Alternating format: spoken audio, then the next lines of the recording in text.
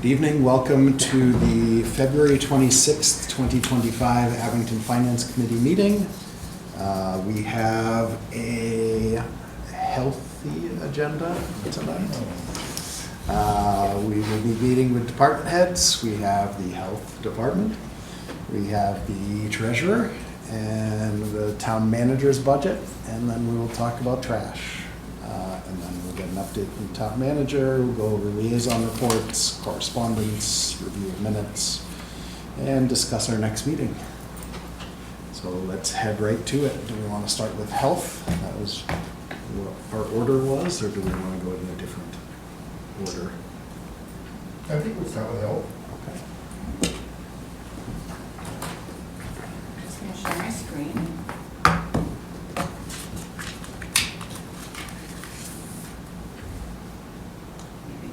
All right. So, thank you for having us back this year. Thank you for coming. So, we are the health department. We're made up of Eddie. Really, his name is Eddie Harvey. He is our recycling education compliance officer and our assistant health coordinator. He's been with us since July of 2023. Chris Schultz is our health agent. He started with us in September of 2021, and then myself is the Director of Public Health and Emergency Management and the Public Health Nurse, and thank you, Scott, for the privilege of starting in the midst of the pandemic in July of 2020. Our mission is to protect and preserve and promote the health and well-being of the residents here in town. To do this, we enforce the health code and regulations while simultaneously promoting a healthy community. So what exactly do we do? We tend to be the silent department, middle child department, if you will. If we're doing our jobs really well, our goal is, unless we want to be seen, like doing community education or engagement, you don't even ever really notice us. If the reaches of public health department go far beyond what most people even realized, and if we stop doing our day-to-day activities, that's when our department becomes significantly more visible. So one of the handouts I gave you is the Abington Public Health A to Z. We have a sign or in our office that's "Is it on a poster?" We have two public health A to Z's. This is one of them. And then specific to Abington, it is the everything that public health is responsible for.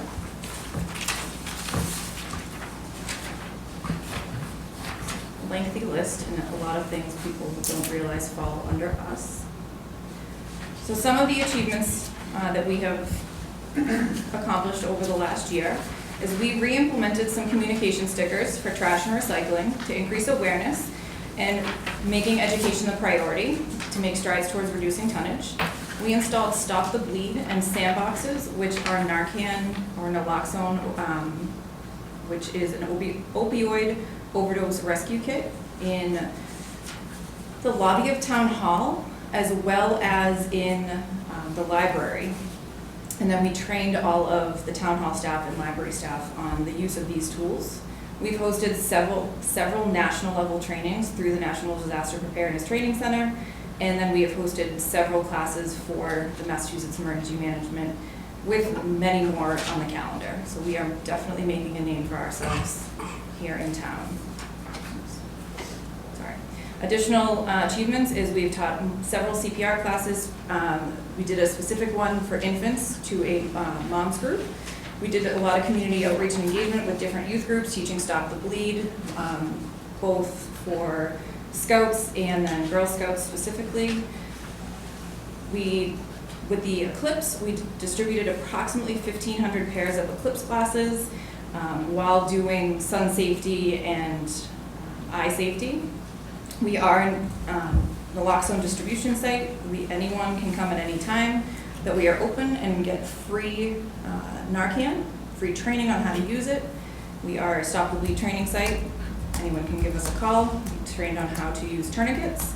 And then we remain an equitable vaccine access point for COVID and flu vaccine for pediatric adults, and then we have senior doses of flu. On a personal, for each member of our department, Eddie was selected as a National Body Art Advisory Council member for NEHA. He was also elected to the South Shore Recycling Cooperative's Executive Board as the Vice President. He became a NEHA certified body art inspector, a certified pool and spa operator, got his food protection manager certification. He is a certified, got his CPR instructor certification. Chris went through and completed his level 1 and level 2 of the Mass Public Health Improvement Training for food and level 1 for housing. He completed his Title V system evaluator. He also obtained his CPR instructor. And this year I was able to successfully attend and graduate from Emergency Management Institute's National Emergency Management Basic Academy, and then which encompassed a bunch of classes and a lot of training. And then I was able to also achieve my Massachusetts Professional Emergency Management Certificate. Congratulations. Thank you. So, looking ahead, we have several goals that we are looking to keep working towards. We would like to see a reduction in trash tonnage related to the education outreach efforts that we are doing. Would like to see an increase in the hours at the compost site by hiring part-time employees. We do lean heavily on our volunteers, and there's so much more we could do at that site. Continue to be, one of our goals is to continue to be a trusted resource for medical questions and a safe space for discussing otherwise potentially uncomfortable topics. We want to continue to offer convenient, safe, and localized vaccine appointments, both at fixed locations and to homebound residents. Continue to promote the welfare of residents, ensuring security, and promote, excuse me, protect them from the spread of infectious disease and environmental hazards, and upholding the rules and regulations of public health. And then ensure local, safe access to quality care and education on healthcare.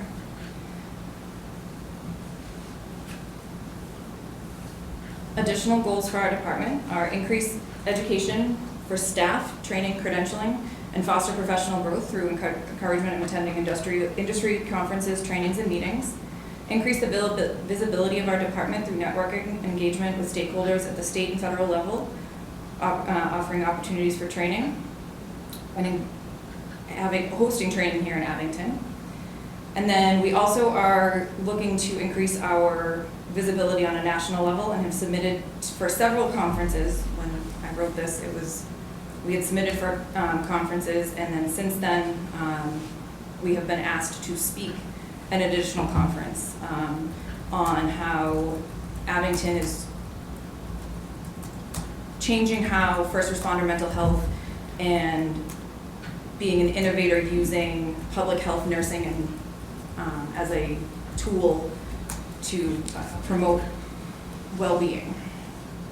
And then lastly, I have since started my master's program, which upon graduation in hopefully a year and a half, the goal would be that I would remain here in town, and as in Massachusetts, family nurse practitioners are able to be independent providers, and with a lot of hard work, be able to be start a municipal community health program where we would generate revenue and provide accessible care to homebound seniors and other at-risk populations in town.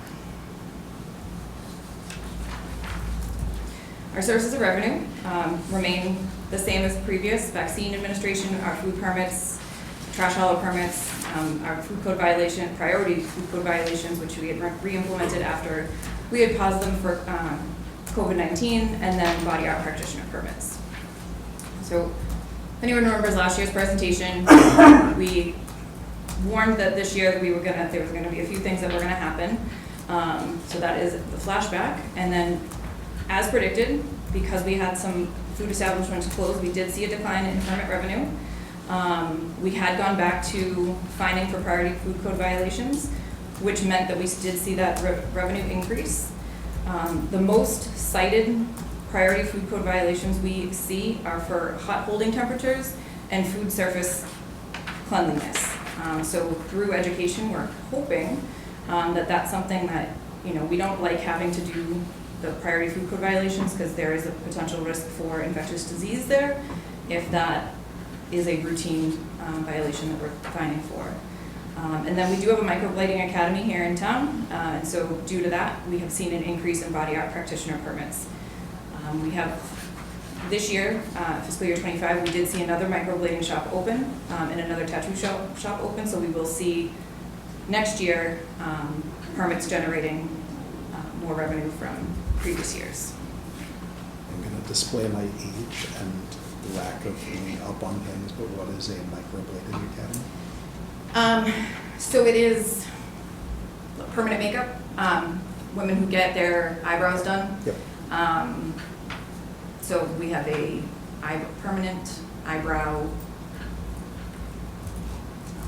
really tattooing, but it is body art, so it falls to us. There is the argument that it could be described really as tattooing, but then it doesn't go as deep as a whole. You should get it. Get pictured right. I have a follow-up question on that. Yeah. So you said it's an academy and we'll get additional permits from that, so I think I have a lack of understanding on that as well. So is it like, people go there, they learn, and they open like practices in their like homes, or like how, because So- the amount of space would Yep, be so- the same? For every student that goes through there, they have to apply for an apprentice permit. Okay, And so if the company is running, 8 sessions a year, I don't know how many exact sessions, but X amount of sessions a year, and that she has X amount of students, we will see the increase in revenue from that many practitioners. okay, so it's like when you finish the class, not when you start open your place, you get the permit. Yep, so That there's makes an sense. apprentice permit, and then when you're licensed as your own body art practitioner. Okay, thank you. You have to be permitted twice. So we'll see all the revenue. And then if they leave town, right now with the academy, we'll see it, a lot of times we're seeing it as the apprentice. And then they'll go back to where they were driving from. A lot of it's out of town addresses when we're seeing the applications. Okay. So with flu vaccine, they changed how they pay out. It is now 95% of the average wholesale price.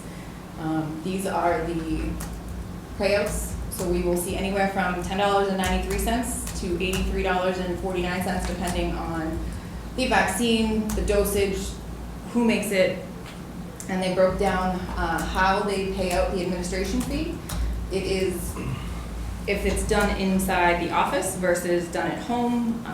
And so for us, done inside the office is, I had some, it was 40, oh, it's on the next slide, I apologize.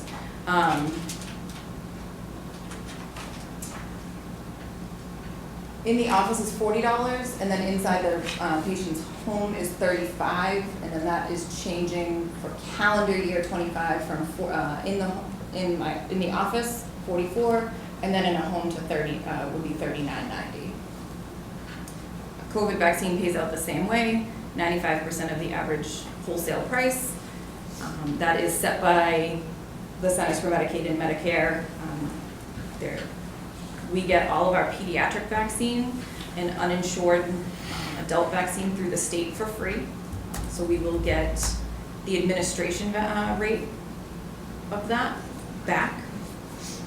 We don't pay for the vaccine, but we get the administration rate. Is the difference in home vaccine and clinic vaccine, it's cheaper to get it at home? Yeah, it's because it's so. Like subsidized more or something? Yeah. Okay. So because it's the Medicare, typically it's your Medicare, Medicaid patients are getting it at home, so.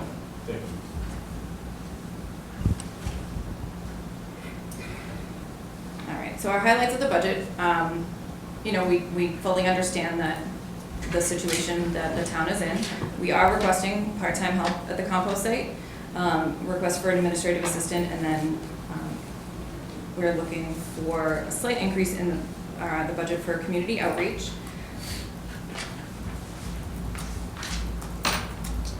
So the compost site staffers were, one of the biggest complaints we talked about last year, and again, it remained the same throughout the fall and the winter, is residents are looking for more hours at the compost site.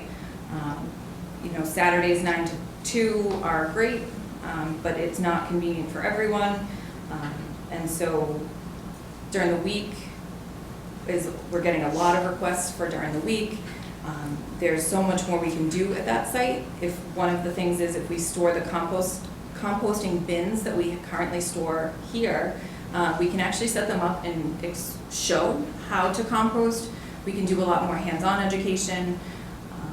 We have the Abington's Attic, which is our one method that we are trying to reduce the tonnage by taking goods that don't necessarily need to be thrown away, but people don't want them anymore.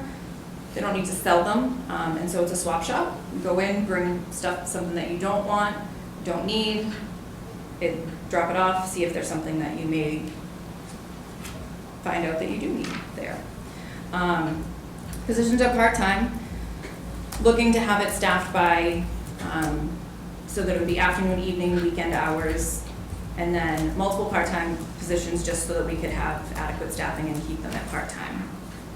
The administrative assistant, currently it is myself, Chris, and Eddie are there. All of the 3 positions do require us to be out doing inspections, seeing patients, food inspections, housing inspections, blood pressure clinics. We're pulled in many different directions, so if we can have someone assisting residents at the office window, answering calls in real time, managing the administrative tasks efficiently, supporting the time-sensitive things. There's every now and again we'll get a time-sensitive follow-up for infectious diseases. There is one actively right now that would be great if we had someone to answer the phone. And then just ensuring the continuity of operations during urgent matters or emergencies, that we can call back to the office and coordinate that and not trying to do it on the road. And then increased community outreach will serve to allow us to engage more in targeted education campaigns and attract residents of all ages to engage with the departments. So some of the things that we've done, everyone has seized the mosquito wipes. We've done sunblock before. Things that we would love to do again would be sunblock, chapstick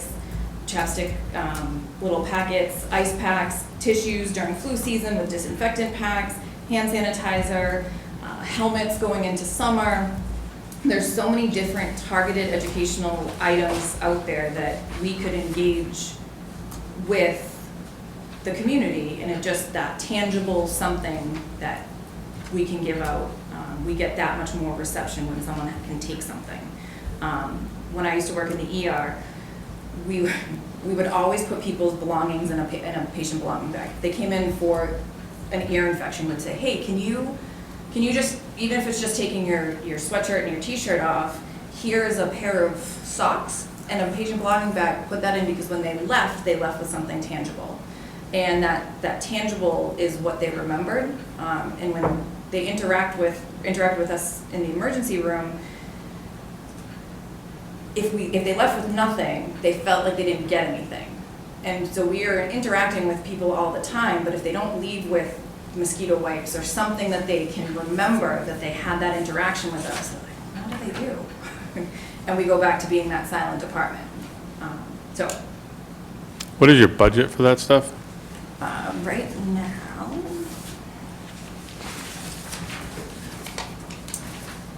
Right now, it's at $750. So I did put in to double it to $1,500, just so that we are able to do just that much more.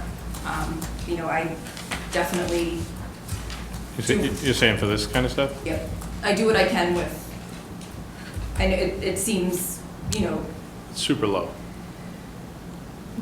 But it seems like it's the insignificant. No. All right. I didn't know if I was crazy. With it, but those are the things that matter. Like we're at the Oktoberfest, and. But what I'm saying is, could you ask for more, so you can actually do more stuff and get out to have, and especially if it's branded like this or whatever. Absolutely. Is that like a huge deal, or Right now, this year, maybe, I mean, like, $2-3 grand.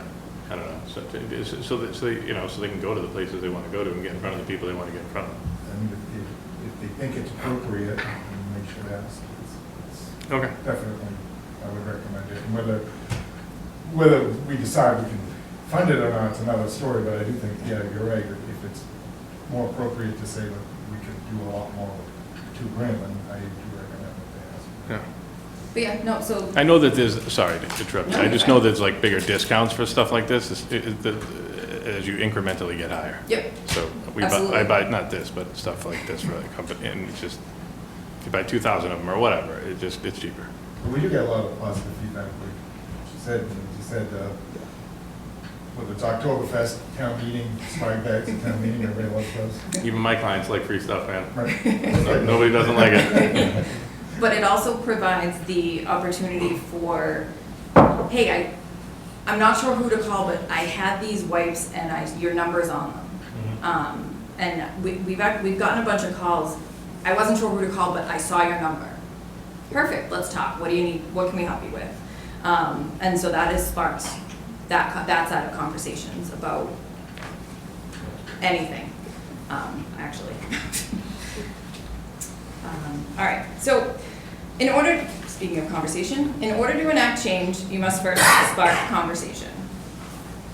Inside of the packets that I had given you is a copy of the communication stickers that we started to use again. They are neon green. These replaced the bright orange, what appeared to be a parking ticket on trash barrels and recycling carts. These are purely a technique for connecting and educating residents about trash and recycling regulations that have been in place since 1997. They have been updated several times since the regulations. We most recently updated the regulations in October to reflect removing no trash pickup after the second violation. That was never going to fix any problem by not picking up trash. It's just going to create more of a problem. And so by going out and quote unquote tagging these trash carts, it again provides that spark for conversation. Eddie goes out and does this, and whether you've seen the comments on Facebook or not, it has definitely generated some conversation. We have never issued a ticket over them. We have never not picked up trash. That was the absolute catalyst for changing the regulations. But what we have seen is a significant reduction in the number of barrels that are overflowing. What you've seen is using them has reduced the need for them, basically. Yes, it's only recently that we've started seeing a couple repeat offenders. Because we keep track of the houses that we're popping them on, just because we're sending out information. And it's only recently, and typically this time of year when it's really, really cold, we do see a little bit of an increase in tonnage anyway. It's freezing out and everyone is cleaning out their house. And so, again, it's been pop a sticker on, but it's been not met with frustration, it's been met with, what can I do? The other day it was a phone call about, what am I supposed to do with recycling? I thought I could do it this way. And it was just education that by putting recycling in a plastic bag, actually jams up the sorter, contaminates the entire load, and then that entire load is actually trash, not recycling.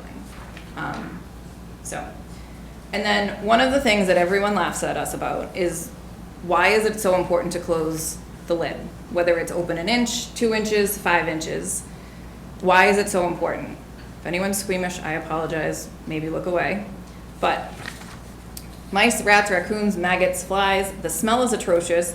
Squirrels and added weight from soaking with any type of precipitation are all reasons why we want the lid closed. I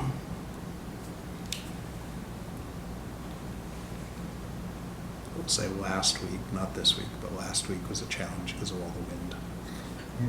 Literally, I was walking my dog in the morning of my trash pickup and had to get my own barrels a couple of times and picked up other people in my neighborhood's barrels so that they would be able to get picked up by the trucks and stuff. So this was a see, I did this back in October.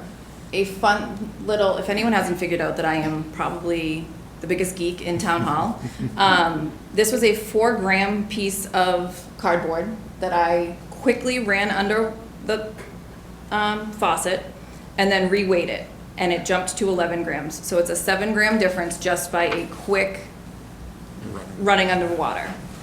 So at the time when I did this, recycling was $81.97 a ton.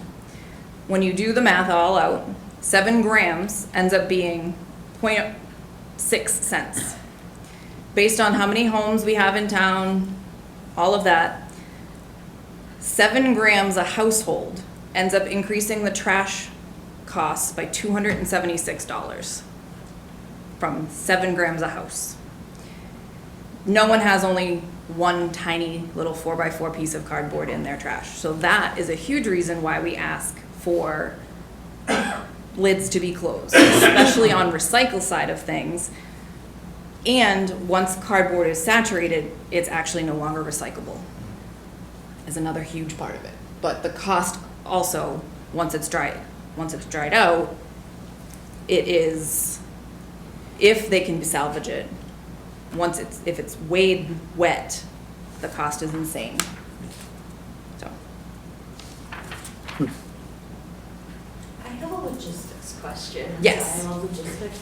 Does people driving the trucks, do they call you guys at town hall and be like, we have one on Plymouth Street? Or do you, you guys just kind of while you're driving around, if you see one, hop out? Dave, Mike, and our office are the greatest of friends. We talk all the time. So Eddie goes out. So the trash starts at 7 a.m., the pickup. And so Eddie typically will come in early on days that he's gonna run a route and see. If it's really bad and the trash truck driver sees something that is wildly inappropriate, there's been a couple times where there's been bulk items that have been for days. A lot of times, honestly, we get calls from neighbors. That's been a big source, or we all come from different areas of town to work, so we kind of just, in driving to work, oh, hey, we probably should send a letter hey, just so you know, this is why we want you not to have maggots in your trash. It's kind of gross. Kind of gross. But yes, so it is a combination of us going to inspections, the trash and recycle drivers. Eddie, 19 and a half hours of his job is dedicated to trash and recycling education. And so that is what he does, is he goes and makes sure that people are doing recycling the way they're supposed to. And that is part of one of the grants that we get, is that's his job. So examples of how we do educational outreach: the mosquito wipes. One of the biggest calls we get is what to do with excess boxes. So Amazon shows up at my door 2-3 times a day. I really try to plan it accordingly. It doesn't ever work out well, so that they're spaced out. But you can use them as weed barriers, seed starters, cat scratching pad, compost material. One of the other papers that's in your packet is exactly how to use cardboard as a compost starter. And so this is the stuff we'll do, is we'll take what we get frequent phone calls about and then do targeted education about that. We talked about the changes to the trash regulations, so we've done a lot of social media engagement about why we were changing the trash regulations, explaining the new trash, the stickers, and what they meant. We rely heavily on social media, so you'll start seeing this picture come up. Yard waste is it's the first full week of May, so May 5th through the 9th.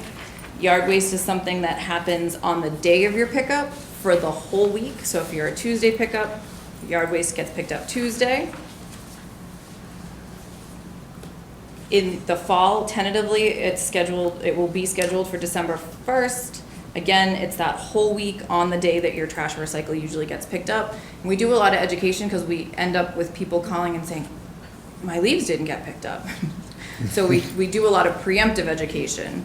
And then Christmas tree pickup is one of the bigger ones that we do education for, because this is a Saturday in January, and it's only one day that the trash and recycle driver come back into town on a Saturday, and they pick up all the trees that are curbside. They have to be completely undecorated. So we spend a lot of time doing education about whatever day that this is scheduled for, making sure that it's known. And then lastly, talking about wind, Matt, we get a lot of missing trash barrel calls. Yeah. So we do a lot of education on, pull them in, put them out the morning of, don't put them out the night if it's gonna be super windy.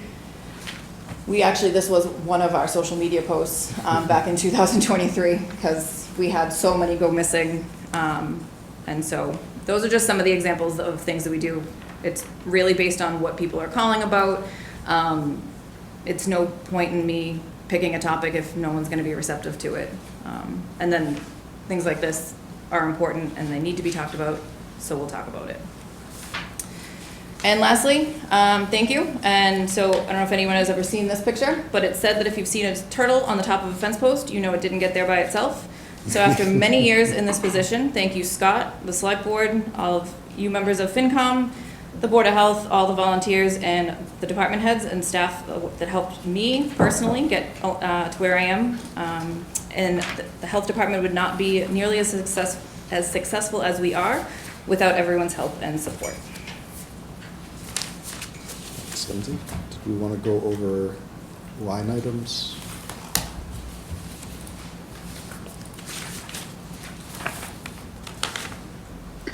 Can I just ask quickly, have you seen any change in the tonnage as a result of the outreach and the education that you've been doing? We have. So you won't see a change in cost, but we do see there is we have seen a slight decrease in tonnage. Unfortunately, the cost fluctuates so much that when you look at the graphs, it doesn't reflect it accurately enough that it looks like it's tangible. But we do see it when you look at the week over week. That's good. It's hard for us to see just from, because we know that the cost changes, so it kind of masks exactly how much we're. Right, and so because the cost is Throwing so out. different, so when I made that slide in October, recycling was $81, and when I just looked at the bill, most recently, it was up over 100 again. And so it fluctuates that drastically and that quickly.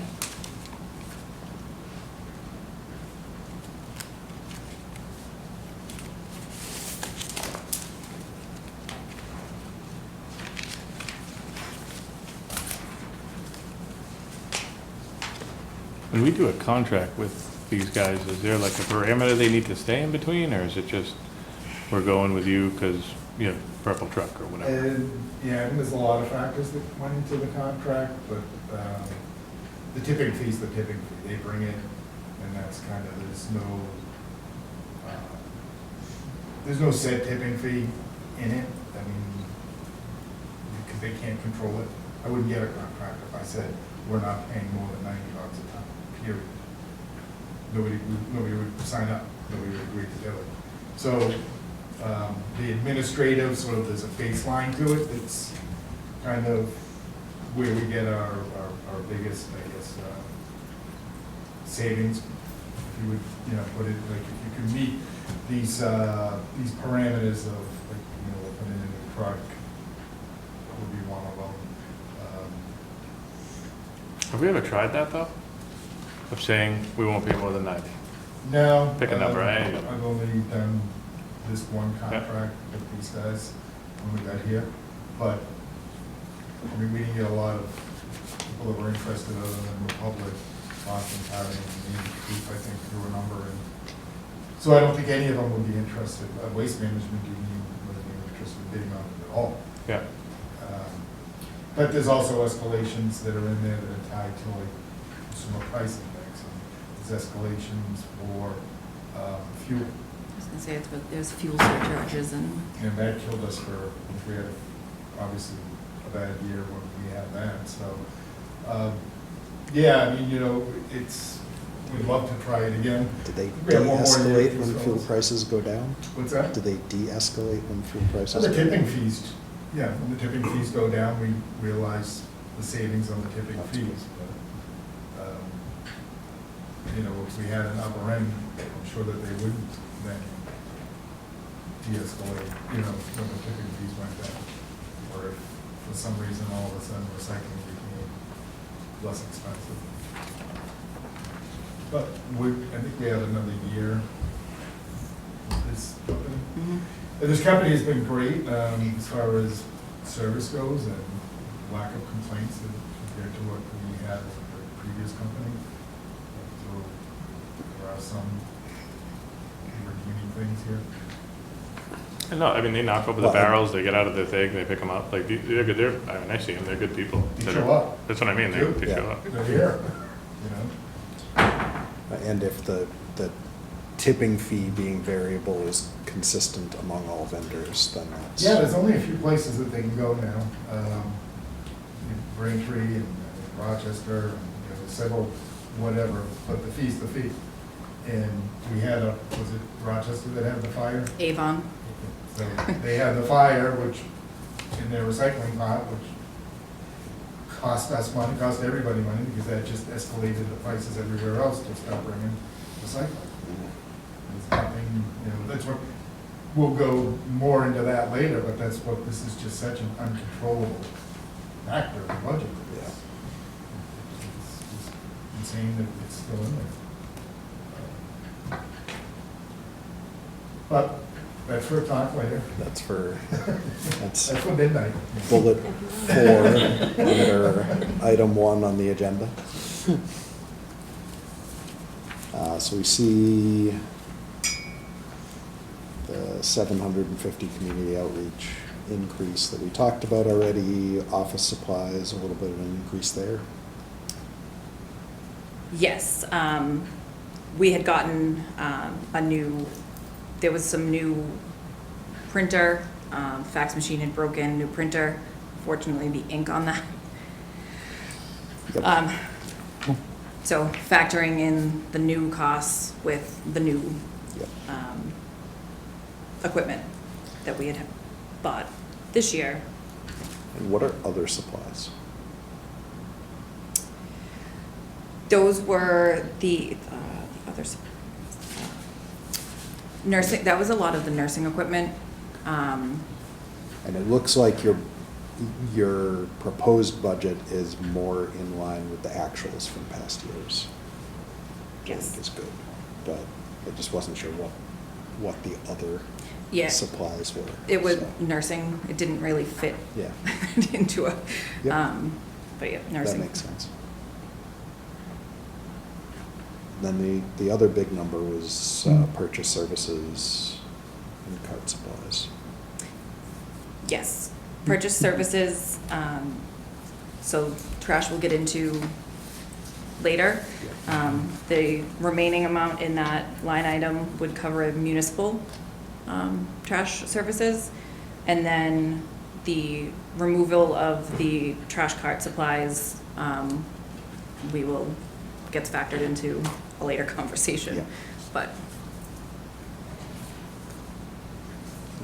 Question? And the vaccine, oh, you Sorry. got a question, this Chris? Yeah, the vaccines line, 2024, 50,000, 25, the budget stayed the same, but actual wasn't anywhere near it in 24. Do you expect the actual in 25 to be near there, or yeah, so why do we need?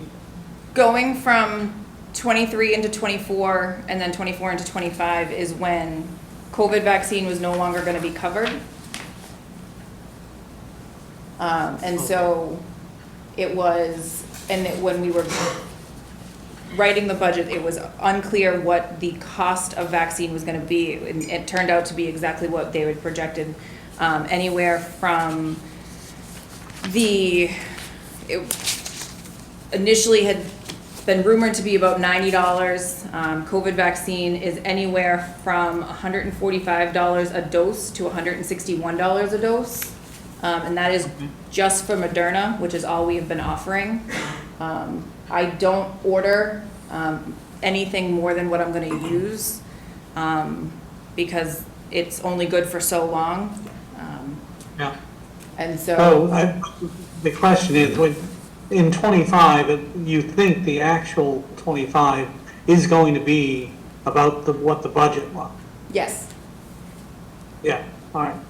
Whereas in 24, it wasn't. Yep, and that was, again, because we were anticipating the shift for when it was going to be federally supplied to privately supplied.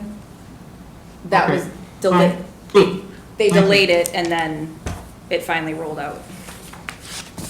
So is that, because we talked earlier about the flu and COVID vaccines where we get reimbursed? Yes. So is that a line where we have 50,000 in it, but we're expecting approximately 95% of that? So, yeah, we'll get Back. 95% of it back plus an administration fee. Yeah. Yes. All right, good. And as far as did we discuss what we don't get if we don't have that additional position? What do we give up? Answering the phones? The administrative assistant? Yes. So right now, it's Chris, Eddie, and myself. And so the model in our office would stay the same. You know, if all three of us are out, whoever gets back to the office first checks voicemails and forwards, the urgent stuff right off. The agencies that are 24/7 response agencies have my cell phone number. And so if needed, they do know how to get in touch with me at all times. It's the non-urgent stuff that could be factored and not left for the end of the day when we're coming back and needing to go through listening to, X amount of voicemails to determine if there's anything urgent. But the emergent stuff the 24/7 responses get called to me directly. But it's the urgent stuff that we deal with that would, at the end of the day, it wouldn't be the end of the day type situation. Okay. All right, thank you. Yeah. Thank you. Other questions for Lindsay? Abby, anything, Greg? No, I think- Sarah, anything? No, thanks. I need one of those red things. Got you. All right. It's too big for the swag bag. It is. Lindsay, thank you so much for your time. We really appreciate it, all the work that you do and coming here before us and walking us through everything. Thank you. Thank you. Lindsay's gonna stick around.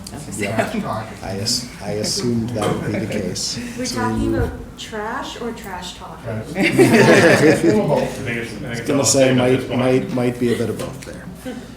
So let us move from one Lindsay to another Yes. and go to the treasurer department. Thank you. I'm Lindsay Grasso, the treasurer collector, and we are far less exciting than the Board of Health.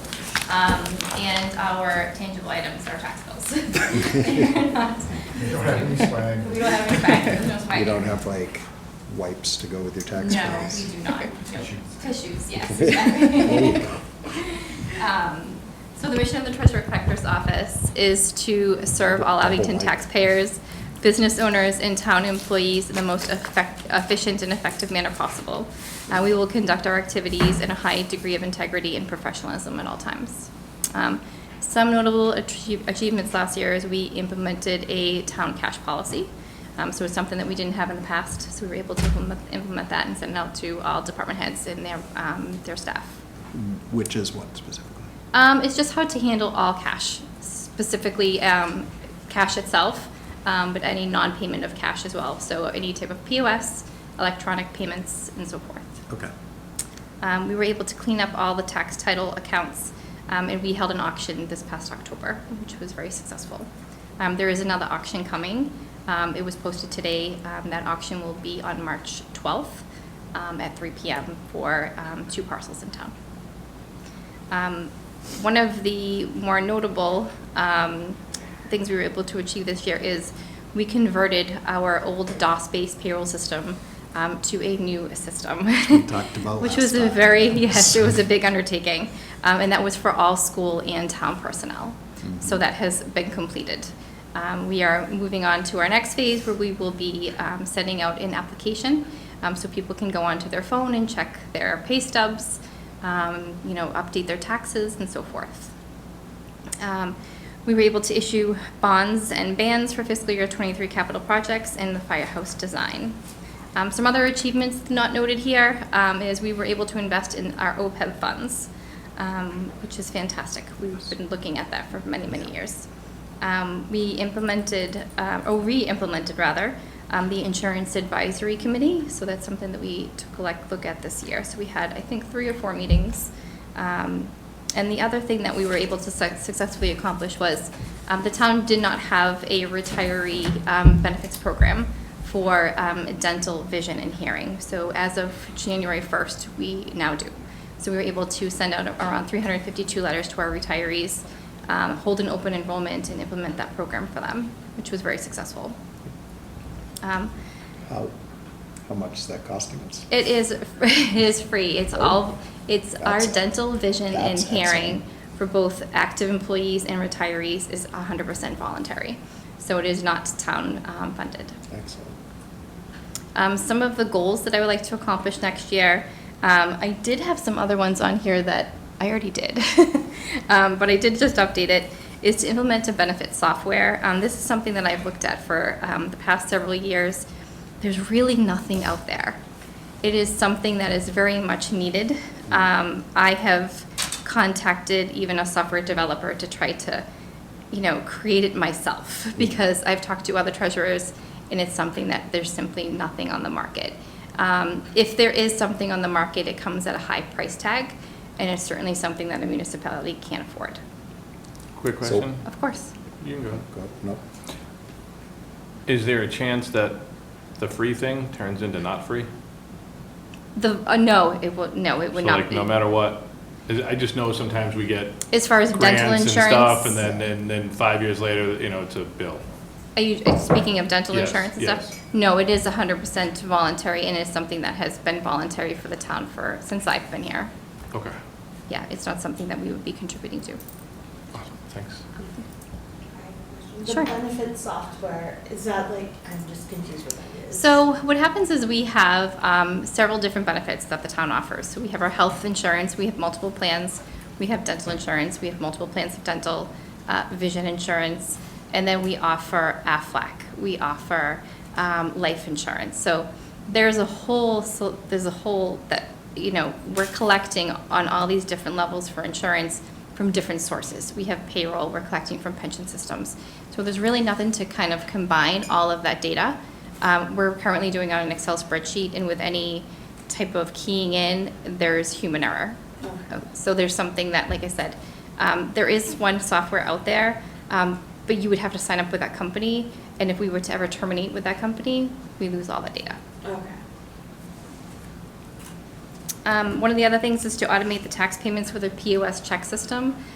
This is already underway as of this past February 1st for our collection. We now accept Venmo, which is great for the town. We're going to start the issuance for the $38.5 million for the firehouse DPW project, the fire engine, fuel pumps, and memorial fields. So that is upcoming. And obviously continue to uphold excellent customer service while providing our current standards.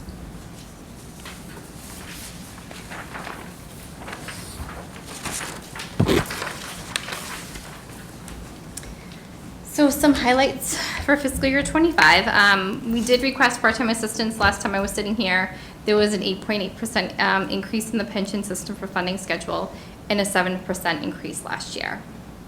So fiscal year '26, I'm still requesting, that part-time assistance. It's just something that's obviously considerably needed in our department. Much like Lindsay's office, if you're short-staffed, if someone's out, we can't leave our office. It's under lock and key. So if somebody steps away, someone has to stay there. We're in our current excise tax, and we always will run. We're generally about 3 weeks behind, just for posting payments. So it's something that's very much needed down there. The increase increase in pension to meet the funding schedule. That's no secret there. Pension has significantly increased to meet the Plymouth County schedule through fiscal year 30. Yep. In addition to that, the big heavy hitter is the 12% increase to health insurance. It's not just something here in Abington, unfortunately. It's something that's, across the state at this time.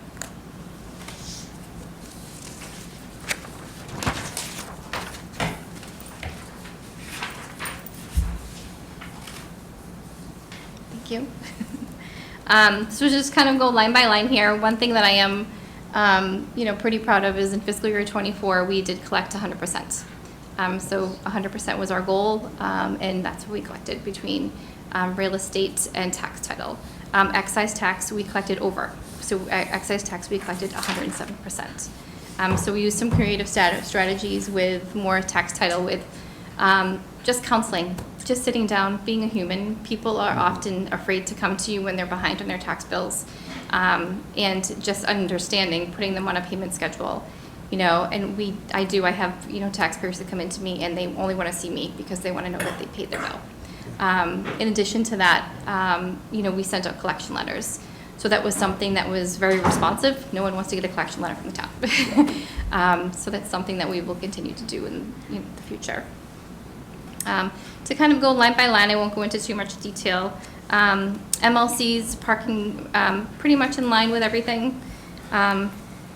The interest on deposits, obviously the interest rates are, have been increased over the last 2 years, so we're seeing that, which is fantastic. Cannabis tax, that was slightly decreased last year. Meals tax was an increase. Like I said, the excise tax, we had 107% and collected, which is great. The meals tax, where does that relate to prior to COVID? To what? Prior to COVID. Prior to COVID. I'm not I sure. was reading something recently and it talked about how most excise and meals taxes had not recovered from, I don't think it was excise, but most meals taxes at least had not recovered fully from prior to COVID. Really? So it's Yeah. just I had not heard that. Yes.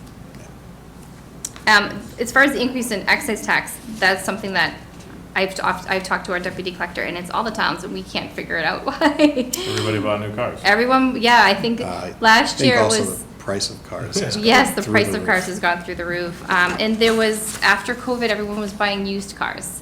And you are correct, and everyone's buying new cars now, so. It's because used cars are so expensive. But people are paying it, which is great. Yes.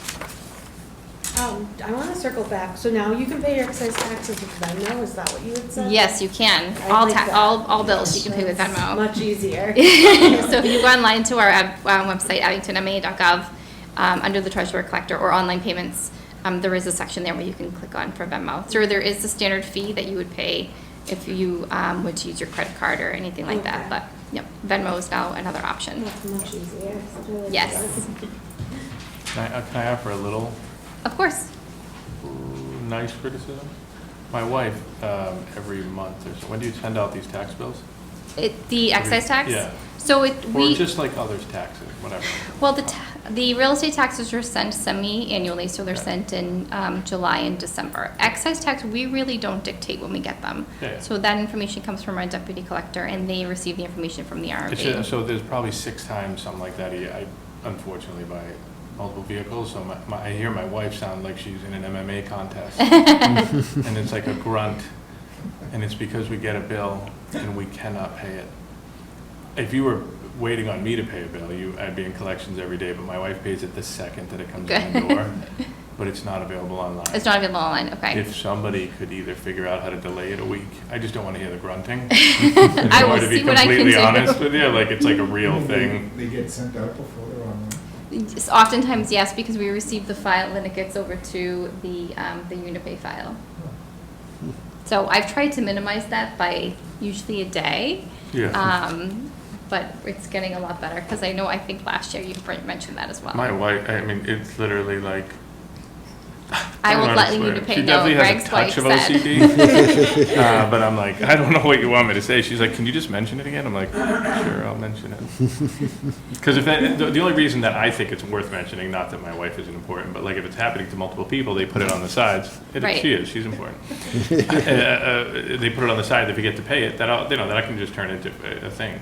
Again, if you guys absolutely. are waiting on me to do it, it would. This Yep, would be no, a absolutely. horrific. And those are things, so oftentimes the bill that you receive, you can pay the regular bill and you can pay the demand. But after that, it's something that you're not even able to pay online. Right. Because it's with the deputy collector. Yeah, so whatever she gets mailed that day, opens it up, goes online, goes to pay it, it's not there. Yeah, usually the next day after, it will be posted. You gotta catch the mail.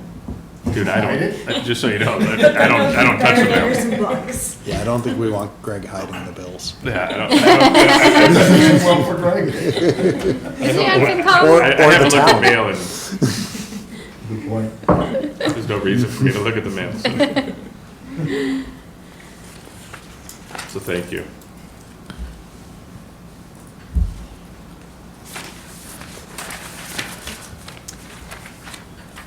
Okay, the next one is our salaries. Really no surprises here, 2% increase for any bylaw and clerical contract, they just received their contract increase. No, as far as the stipends are concerned, that's from the buyback if it was chosen to be taken. I did include the treasurer, a new collection clerk here. But again, I'm not sure if that would be warranted.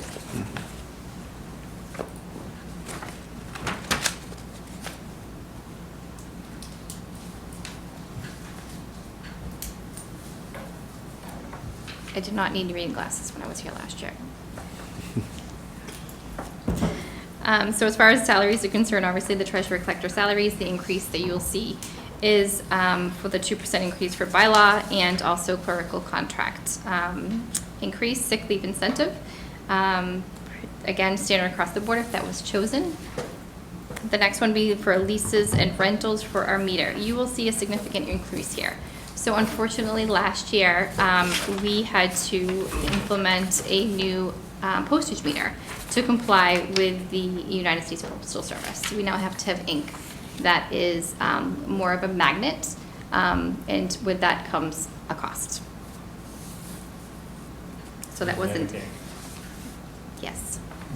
Is there a reason? Or is it just somebody came So up our with- postage meter was, it was not digital, and now it was basically phased out. So we had to get a new postage meter, and the meter, and it was the U.S. Postal Service that required us to have this new ink, which is what this new meter had to support. All right. Yes. So you both have ink issues. We both have ink It's a issues. real It is a problem. problem. Education and training, that's pretty, didn't really change much. Purchase services, you were going to see an increase here. And the reason for that is obviously we implemented a new payroll system, so it did come at a little bit of a higher cost. The postage is just a standard increase because with the new postage meter, the United States Postal Service also increases as well. Those are office supplies, not too much of an increase there. Travel, with our new healthcare system, we've gone to a couple more conferences. That's why there's a little bit more of an increase there. Tax foreclosure Well- chart. Hello?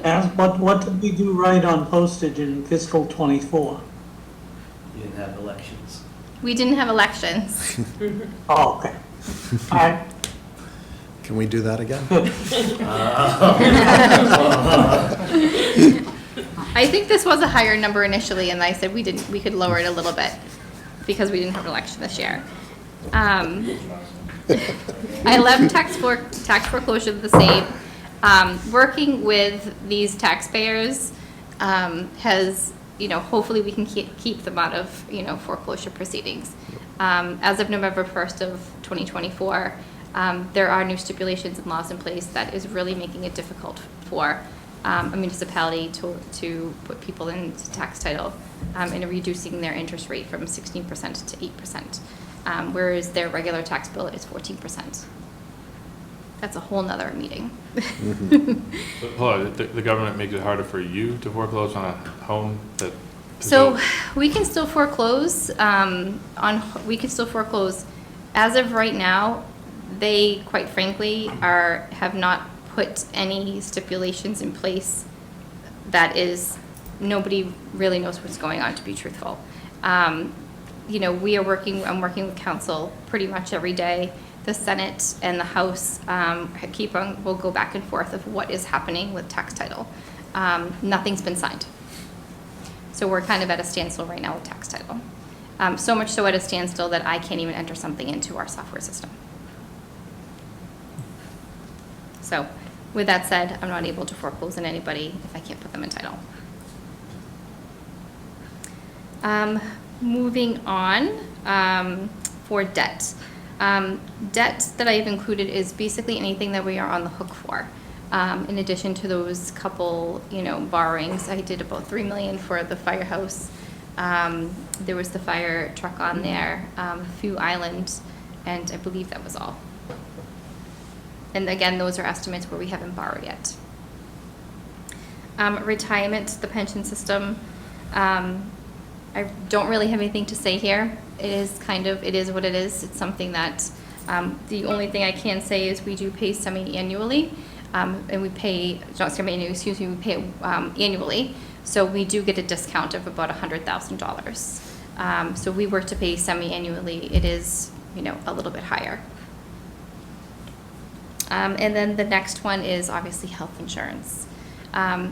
We have worked, myself, Scott, Andrew have worked tirelessly to kind of mitigate any type of, looking at different creative outlets to, not necessarily switching, but anything that we could possibly do to reduce these rates. So it's something that we've looked at every option. And this is kind of where we're at. We're running at about 12%. The claims are still coming in. We're about 11.8% right now. So we're pretty much on target. So. Yeah, and it's just that we got together, it wasn't even just us, but we brought in the unions, the school, retirees. We met with all of them, talked about different plan changes, but at the end of the day, even plan changes weren't going to really help at all. We may be able to do something in the future with that that'll help a little bit. But we're seeing this, we had the conversations with the other carriers out there, Maya's anywhere between 14 and 20-something% increases. I think the GIC program was 11 or 12% also. One of the other programs that were out there was, again, 9-10%. So it's industry-wide. I don't know. We have some ideas what's causing it, but yes. They're just things that we don't have control of. So we're just going to keep working. We're looking at other groups. We're considering switching over to back to Mayflower Group, or again maybe just try and work our program a little bit differently in the future to try and get those numbers down. More conversations with health can't hurt. So maybe lip balm. Actually, the Lindsay Square have a plan. Actually, they were talking about today to actually do some wellness programs and to give out some advice to Funny you mentioned that. school and It has to happen. side. So. Yep. I was reviewing the claims for our prescription costs, and GLP-1s they're pretty high. So if we can implement, a Biggest Loser, if you will, program for wellness, to see if we can have some fun around here and see what we can do for our employees. Sure. All jokes aside, can you do that? Like, especially in today's climate, like, are people good, like, receptive to like a Biggest Loser competition? I thought it should be the smallest winner. Just because we don't. We're still discussing disparage. names. I'm on like We're gonna work on the TikTok name. and I think the answer would be yeah. get like offended over everything a lot of times. Scott said the same thing. We'll figure it out. It's a work in progress. I will say it is something that is common across businesses. Is it? Okay. Yeah. Because of the TV show, which I don't Okay. know if you remember. I've There was a never TV watched it, but I show have heard of it. that was popular for a while and has not been on in a while now, so, It's the spin on the word. yes. And so what did I say earlier? Who wants to be the biggest loser for summer? Or, and you But- use like summer as our initial target. I love the idea. I just don't want anyone to be like written up all Yeah. over Facebook. Yeah, Matt is right Yeah. though. It's kind of mimicked after the Yeah. TV show. Yeah, Words. conversations. We'll get Allison. What was the spokesperson to come Yes. from Days of Our Lives? Trying to remember, because my wife and I watched the show for a while. Sullivan, maybe? No. Sweeney? Oh yeah, maybe. Sweeney. Allison Sweeney. Swanson. Samsung. Samson. I was way off. Another brief.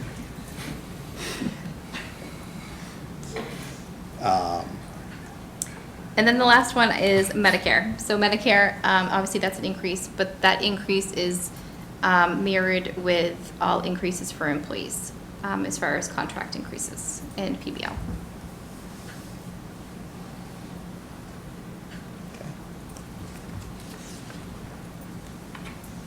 That's pretty much all I have. Chris? Is this where we usually have the discussion? And I assume we're not doing anything on OPEB again? You wanna have an OPEB discussion? No, I mean, we're not contributing or anything, we're just gonna leave it go another year. We are not contributing to OPEB this year. That's something that I think would probably be revisited when we're fully funded with our pension plan. It is something, having the OPEB invested in going for a bond issuance does look better for a bond issuance as opposed to doing nothing, now that we have it invested. Okay.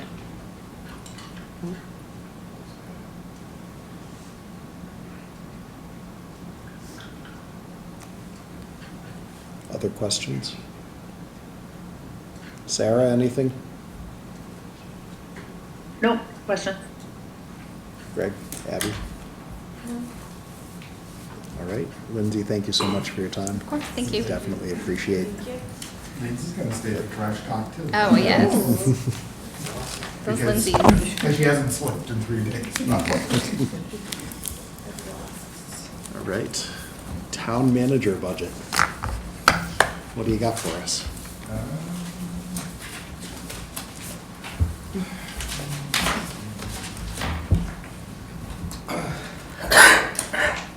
Let's start in personnel. We'll see is, You're not gonna start with the mission of the town manager's office? you know what my mission is, it's for my story.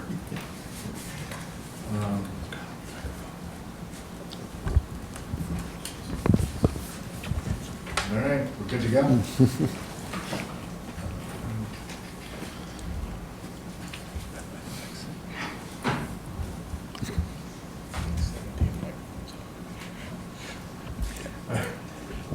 So, as far as personnel goes, one of the administrative positions in my office has been changed to a 20-hour-a-week position. Everything else is contractual.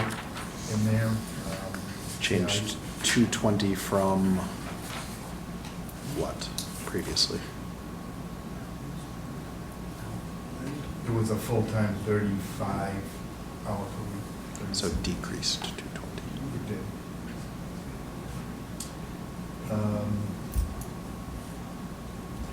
And then, so you'll see a slight decrease, obviously, Mhm. overall in the salaries. You call it selectmen salaries, the selectmen do not receive any salaries. So to make that clear, Similar to the Yeah, I know finance that. committee does not have Finance committee salaries. does not receive any salaries.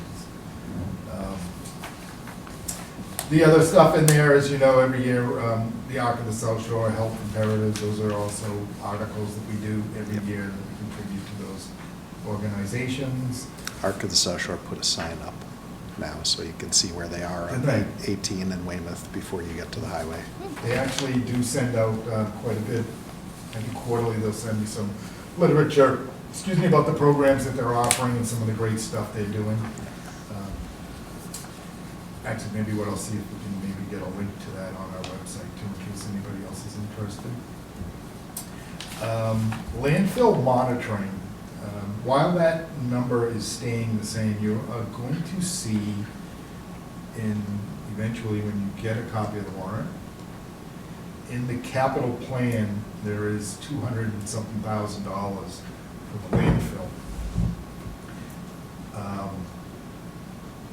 We are switching over to, we've been working on this for probably 2 years now. We were required to cap that old landfill a long time ago. Yep. For whatever reason, it was not being pursued. So I started pursuing it a couple of years ago because we have to. And there was a lot of things that are going on out there. Right now, we're at the phase where we are working with DNP to get the closure permit. So we got the permit to get the permit, basically, from DNP. And we finally made it to that phase after 2 years that we can now start seeking what the final landfill will look like.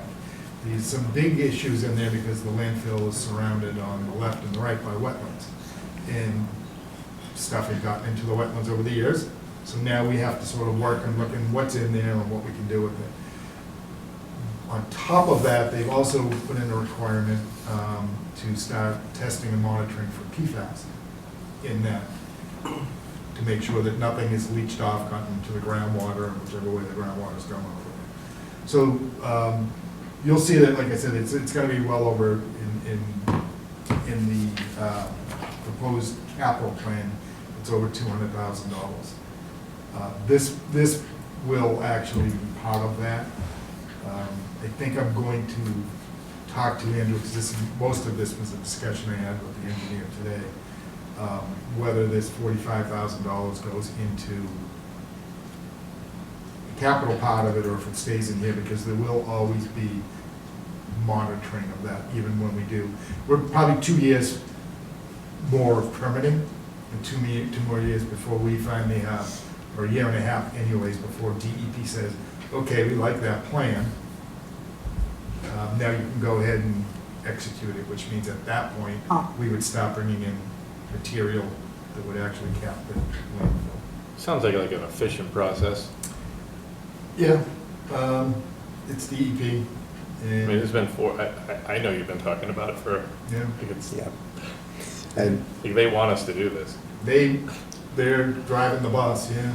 The upside to it is, though, is that when we do get to that point, and a lot of what we're focusing on, we'll bring in soils that we can actually generate some revenue on that would eventually recoup these expenses that we're putting into it and cover the cost of capping it, and maybe even create a little bit of extra net revenue that could go into what the enhancements are that we'd like to eventually see out there as far as enhanced composting, enhanced area for recycling, and enhanced area for the electronic swap and stuff like that. So it's still, like I said, it's a year and a half minimum before we're at that point when they can say, okay, now you can do that.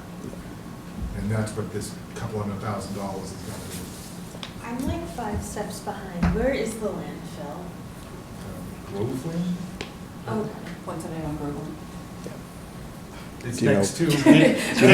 You know where Cape Cod lumber is? Yes. I might, Right I near might there. read that a lot. Okay. On the same side of the street. Okay.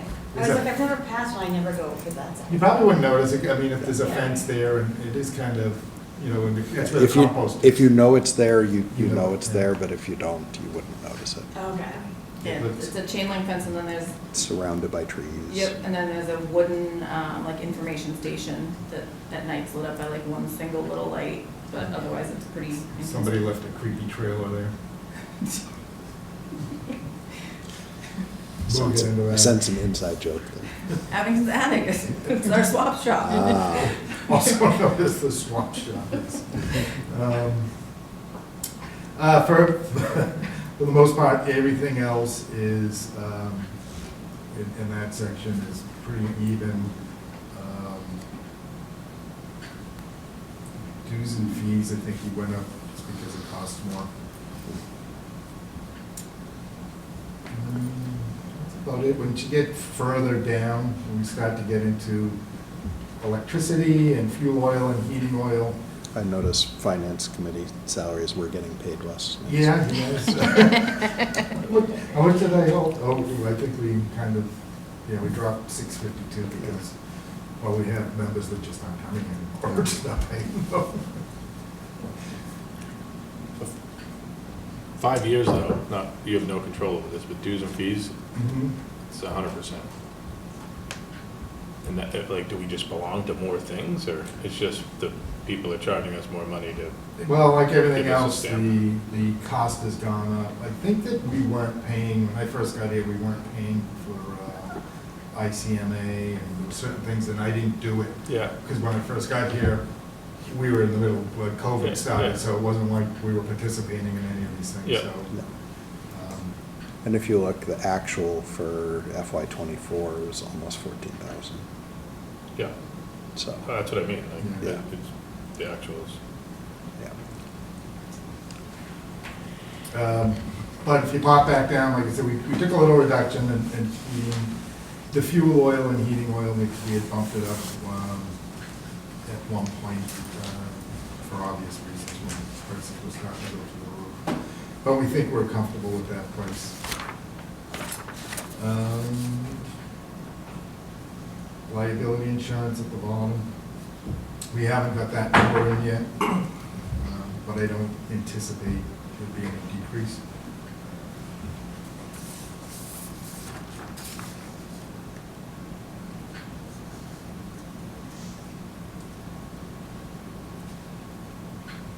Did I do an work, John? I would have taken up multiple days. There is. I did? There you go. There you go. It's You left a similar. lot of people off of that.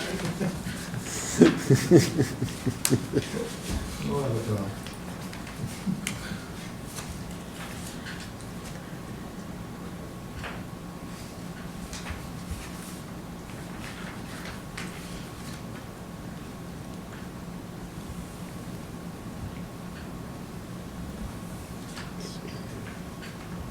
You see, printing has gone up, so you're having ink issues too.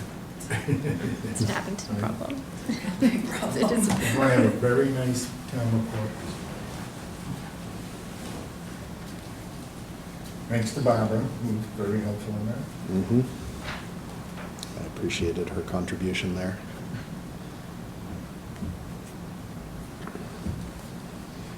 Any questions for Scott? No. I don't. Chris or Sarah? I'm good. All right, that brings us to trash. I know that we need backup music. Should wait for Craig. Yeah.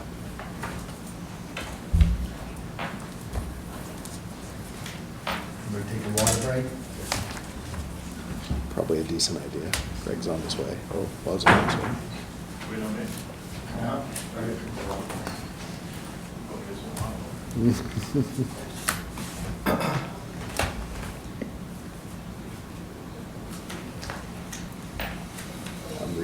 open meeting law while we're waiting.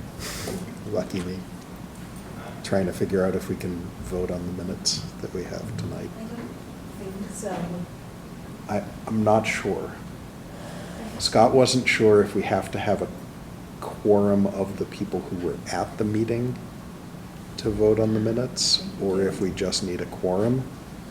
And If you weren't at the meeting, you can technically abstain, so. yeah, I'm trying to find it in the open meeting law. Because we haven't approved minutes We in haven't. months, We, right? well, we have approved some, because there have been a couple of meetings where we had enough people at it to approve. But that was always something I was told, but I never actually read the open meeting law about it. So I was telling Scott, my daughter interned in the Attorney General's office, not this past summer, but the summer before, working on open meeting law. And she sent me the link, and I'm working through the text, but I haven't found it yet. What, did she send you the link to the book? I- Because I couldn't find it in the Yeah, book. Control F is helpful, but All right, trying to find exactly the right words. Andrew, do you want to bring up your chart from today? I think I don't like that camera. You don't like what? The camera thing. That's a The meeting owl? Yeah. Meeting owl. I thought those were cameras. No, that one did. Oh, have you not seen the thing in the corner that like zooms in close on you? All right, so, you guys, there's a couple of empty seats if you want to move up for this. I feel bad that my back's to you, so if you. No, that's fine. You sure? I've been married a long time. Is there any way you could pull that up a little bit?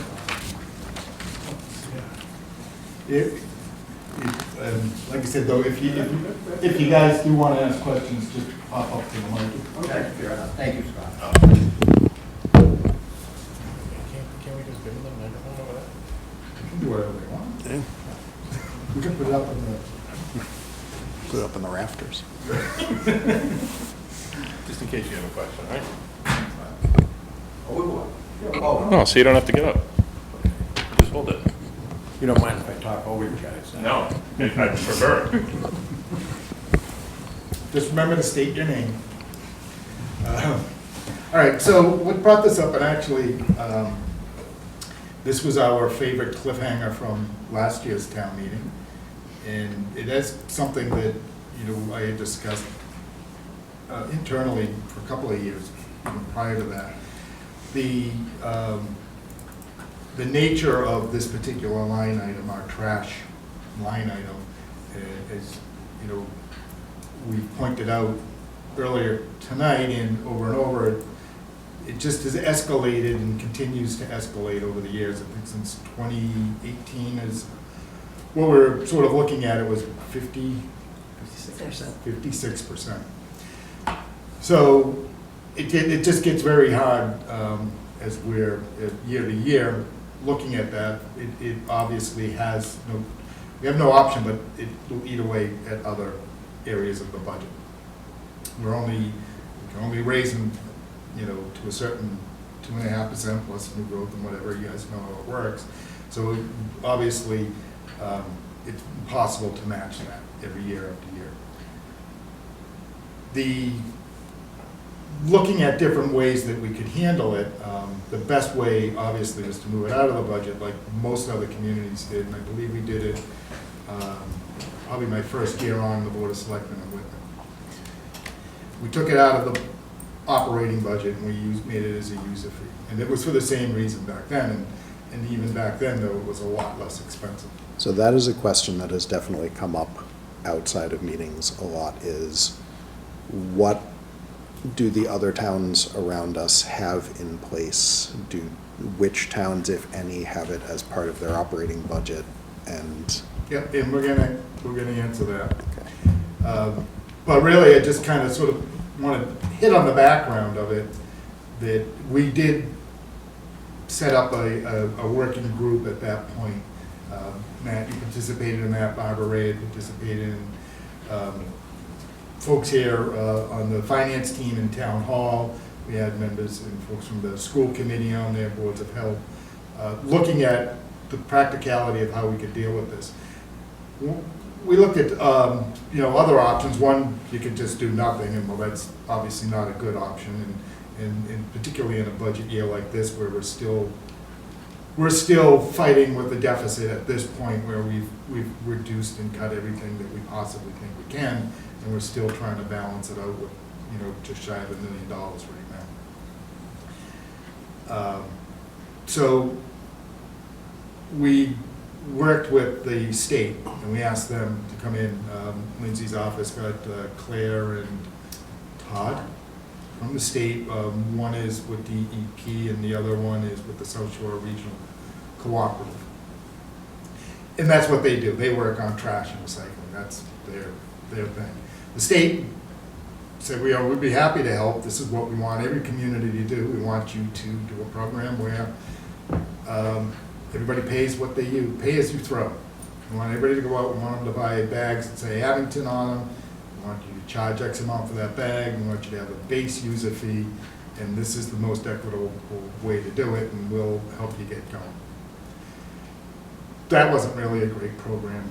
In our eyes, I didn't think it was the best way to go about it. Another option that we had considered was,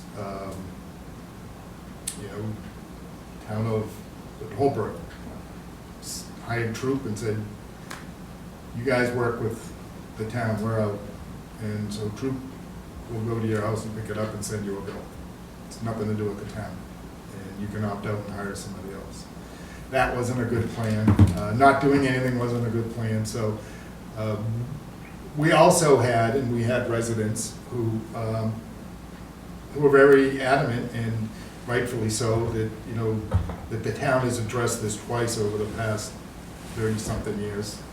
I think we actually realized it was almost 17 years apart each time, and to this date, 17 years since the last one. But there were 2 overrides specifically to handle these trash issues in the past and to fund curbside trash removal, totaling about $1.2 million if you put them both together. So we wanted to make sure we had to sort of keep that in the back of our mind as we were going to this. And so Claire, she did put together some numbers with us, and we got what surrounding towns were doing.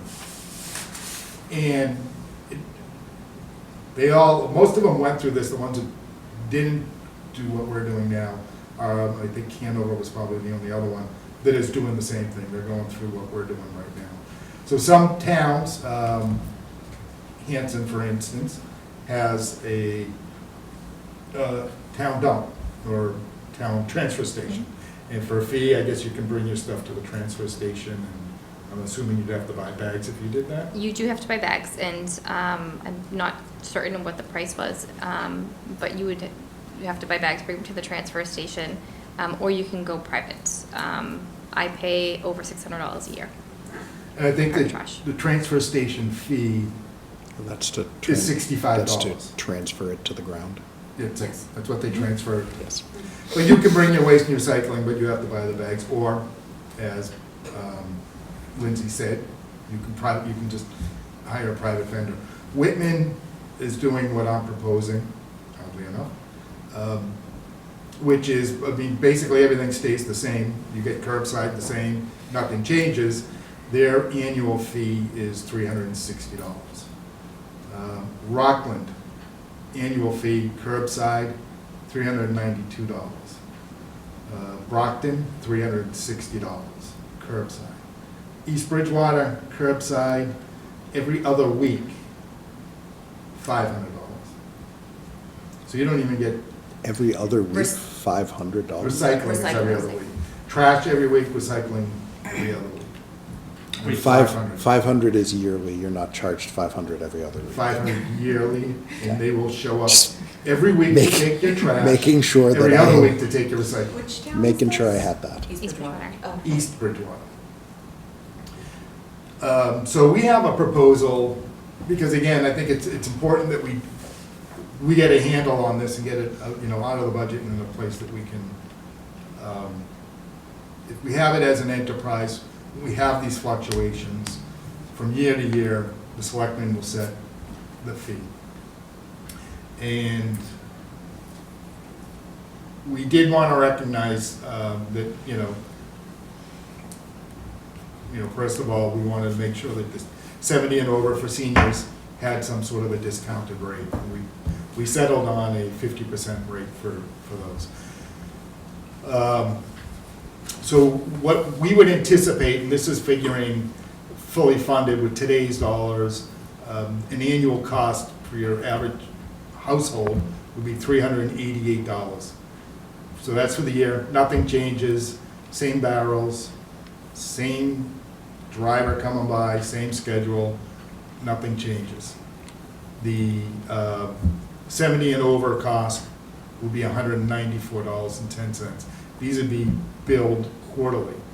Now, to recognize the fact that there was $1.2 million in overrides, we want to give that back, so to speak, $1.2 million back anyways. So the first year of phasing this in, we would use the free cash to pay for this program. 100%, nothing changes. The homeowner won't see any difference. Year two, the town will subsidize 75% of it. So your quarterly bill for your average single-family home is going to be $24.26. If you're 70 and over, it'll be $12.13 quarterly. Year three, fiscal year 28, 50% subsidy, and so on. So as you can see, it wouldn't be until year 30 that we did, expect it to be fully paid by the residents. And the standard fee at that point, we're projecting it to be $97, billed quarterly. And for seniors, it would be $48 billed quarterly. Yes. Has anyone run the numbers if we didn't, like seniors got it free? I think Andrew could run those numbers, but no, we settled right on 50%. And we did talk about a program. So as far as we have that information on the households that are 70, owned by somebody who's 70 and over, and there will be a program where, like, if you might have it in a trust or something, we don't have that information, then July 1, you can submit something to my office that we can look it over, and if somebody is on the trust or the deed who's 70 and over, then you would get that discount. But you would have to be that age on July 1. And then easing it in like this, why would that be helpful? Well, we think it is a big change, first of all. Yes. So we do want to recognize that we are doing things differently. Is it helpful to me or to town, the way we're going to be doing it? No, but I think it's helpful to the citizens, to the residents, that that we recognize the fact that there were overrides, and that they expect us to make good on that, and B, so that they're not just all of a sudden hit, because as you even pointed out, we do recognize the fact that we're building a fire station, that we've had higher values on the homes, that we bought a fire truck, that we're going to be looking at a new school in possibly 4 or 5 years from now.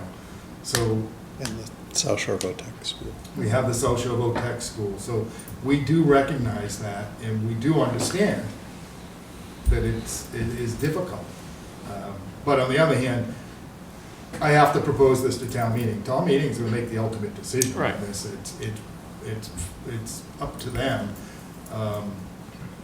But I think it's the best way for us to get a handle on this. And I think it's the most equitable way to, obviously, like I said, to make sure that we're acknowledging the fact that, yeah, there was $1.2 million in override money, and this is one way that we can start to sort of recognize that and give it back. What's the total budget? 50 million, 60 million? Total budget, like total. 70. Oh boy. That makes it even easier.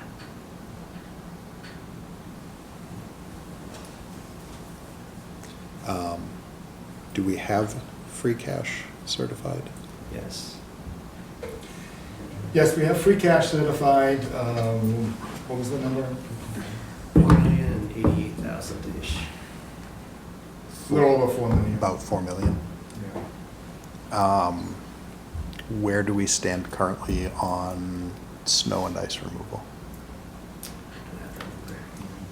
DPW will be here next week, though.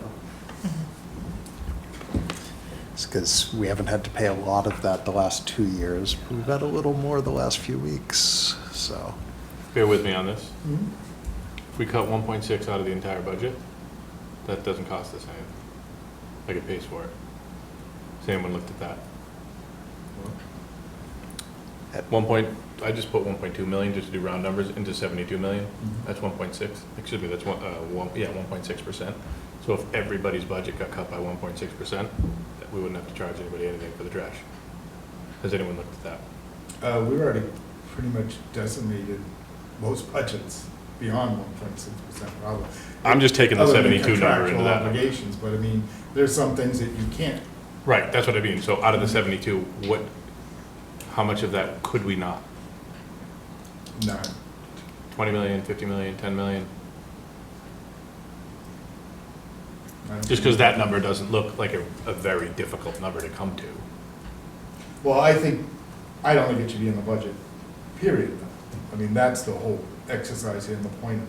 It's not whether we can find a way to make $1.6 million. Why don't you think it should be in the budget? Because we can't control it. If it's something that's escalating at 50%, it's hard enough controlling things like healthcare and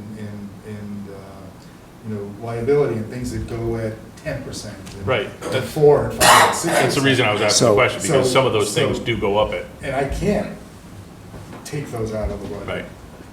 This is a service and something that just makes sense as a user. So, and I Could think, be out of the budget, and that's the way other towns, and that's just why we've done it, and other communities have done it. But- one of the questions that I've gotten from people on this is the question, and it goes to the point of what Greg is saying, is what services are core essential services for the town to provide? Which ones are essentially discretionary services? And I know when I was thinking about that, when asked, like, I was thinking, well, water seems like a core service, but we all pay for our water. The water department is not part of the Same sewer, I guess the- you could say. Exactly, that was where I was going next, is sewer is another one where it's usage-based and there's a fee for it. And we still do the best we can as the town to manage those services, but the individual residents of the town pay for each of those. Education, we don't make people pay for individually. Policing, fire, we don't make people pay for individually. So there's different things and different levels, and I think one of the big questions being put to the town on this is, where do we consider trash removal to be similar to water and sewer, or do we consider it similar to the other core services that we expect to be paid for by the town? Yeah, that's a good point, and a good way to look at it. Yeah. Abby? I have a few thoughts. First, I think that this is a pretty fair way to go about it, especially with the, kind of more ease-in period. I think that really helps kind of soften the blow to people. It gives them time to start putting aside that, adding it into their personal budgets and kind of wrap their heads around it. And I mean, it's a 5-year kind of lean in, so it gives them time if they want to try to find a community that hasn't adopted this, if there even is one left, because I agree, trash is getting kind of out of control. So it really helps with all of that sort of ease in and adjustment period. But I did have a question about low income people, because I know we're kind of taking seniors into account. Like if you're low income on a fixed budget, are we offering a program for those individuals? You know, So that's something we looked at across every community, The only discounts that were offered the only discount was for seniors. Okay. And then another thing, I do see Andrew's financial calculator right here, and I'm wondering if we should look at future costs to get to year 5, and with interest and everything, to give that $97 if.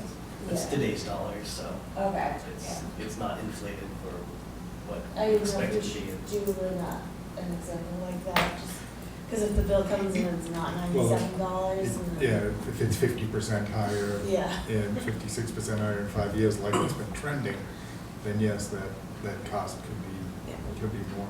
Yeah, and that's why I think the need for this enterprise is just because, as we've had the discussions earlier, we just don't know. That is just an impossible thing. We do everything we can to try and get people to recycle, and then the recycling cost goes up. We do everything we can to get people to,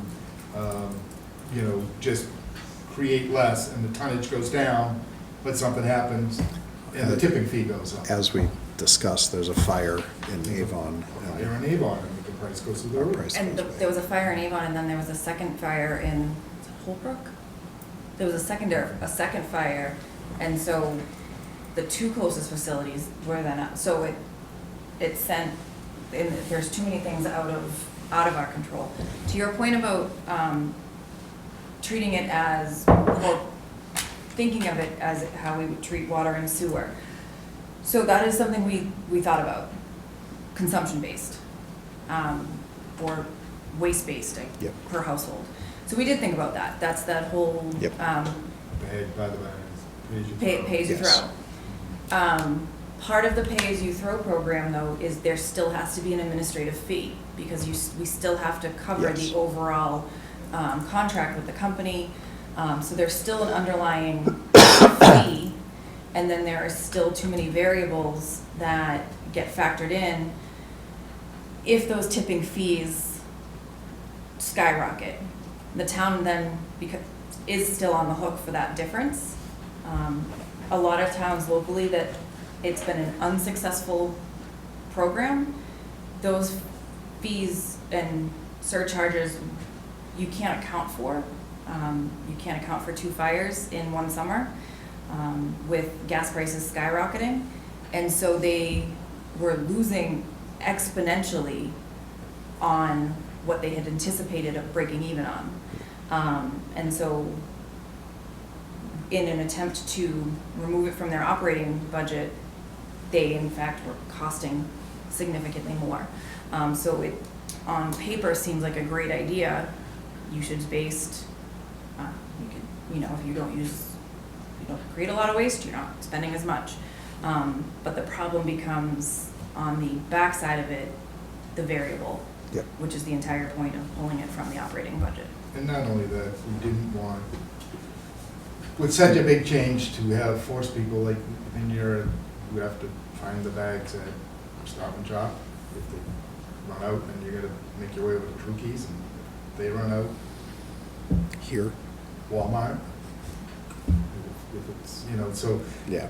it And is kind of just- problematic. Well, they only have the small bags, and you like the large bags, because the Yeah. small bags are obviously cheaper and a lot. Yeah. And then we have Boston Carting who picks it up, and then all of a sudden, they dump it, and they see a non-Abington bag went in. Mhm.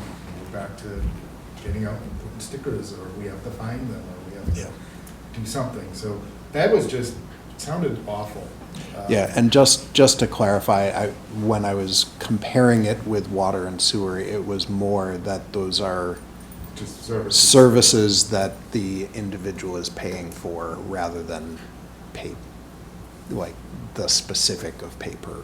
No, I'm just, these are just Pay-per-use. things for So- our side, we have thought of, this Yeah. wasn't something that we No. went into lightly, we have thought Yeah. of every angle and. To back that up, Scott had mentioned the committee that has been working on it, that I've been part of. we have gone through, I think, probably about 20 different potential models for this with what we could do and what it would what would happen if we leave it in the budget, which was a lot of layoffs of town employees, to Greg's question.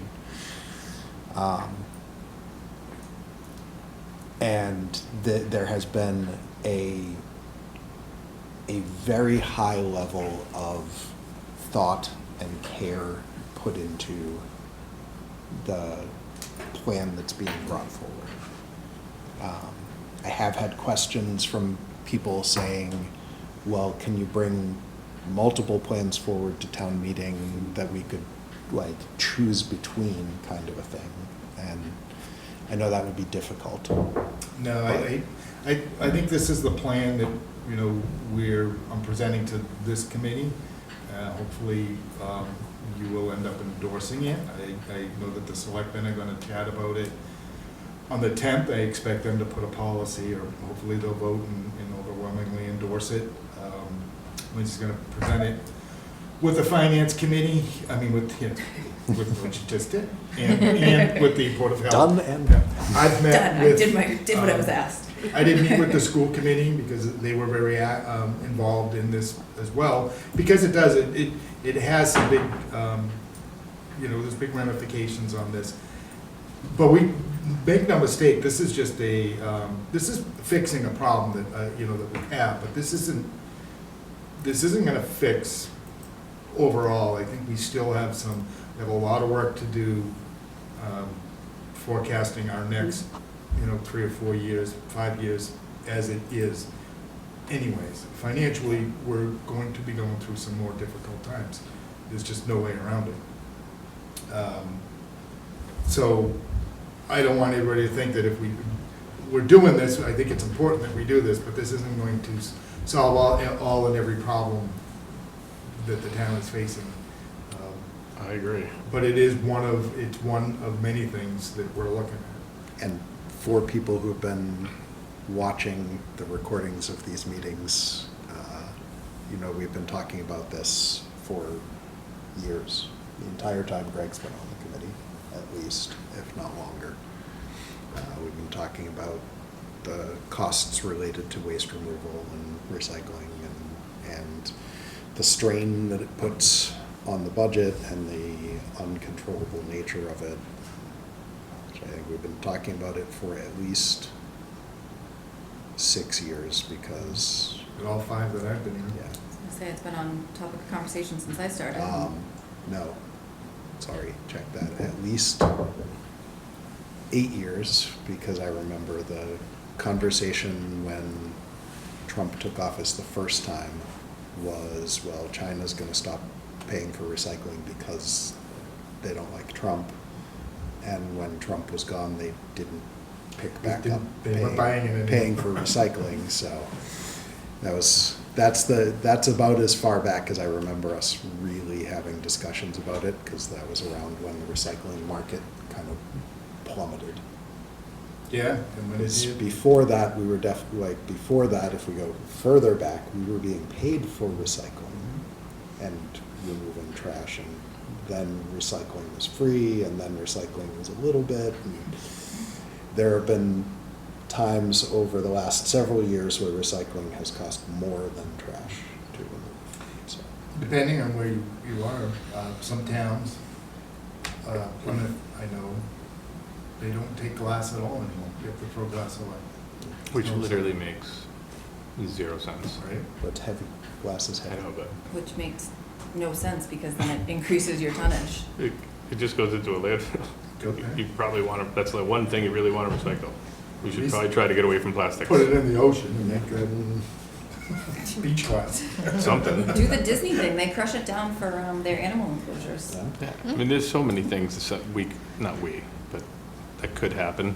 I don't know, it just doesn't happen. So we have audience members here tonight who I think have some. Before they start asking, I just do want to put it out there too that there will be a public forum on this At the senior at center. the senior center, March 26th. March 26th. and it'd be from 6 to 8 p.m.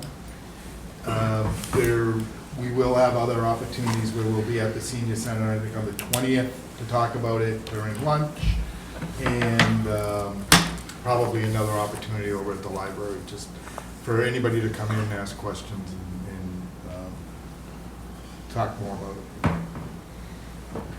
So, thank you Yeah, for thanks, inviting me up. yes. It's Tom Dion, 27 Mulberry Drive. But just to Thank you. highlight a couple of Tom, points. thank you for being here and being part of the Okay, discussion well, on I this. It's- appreciate, you having me here and listening to me, because a lot of people don't, especially my wife, so, I can't do anything about that. But the first thing that I think you pointed out, Matt, is, to me, it's clear that water, sewer, and trash are essential services.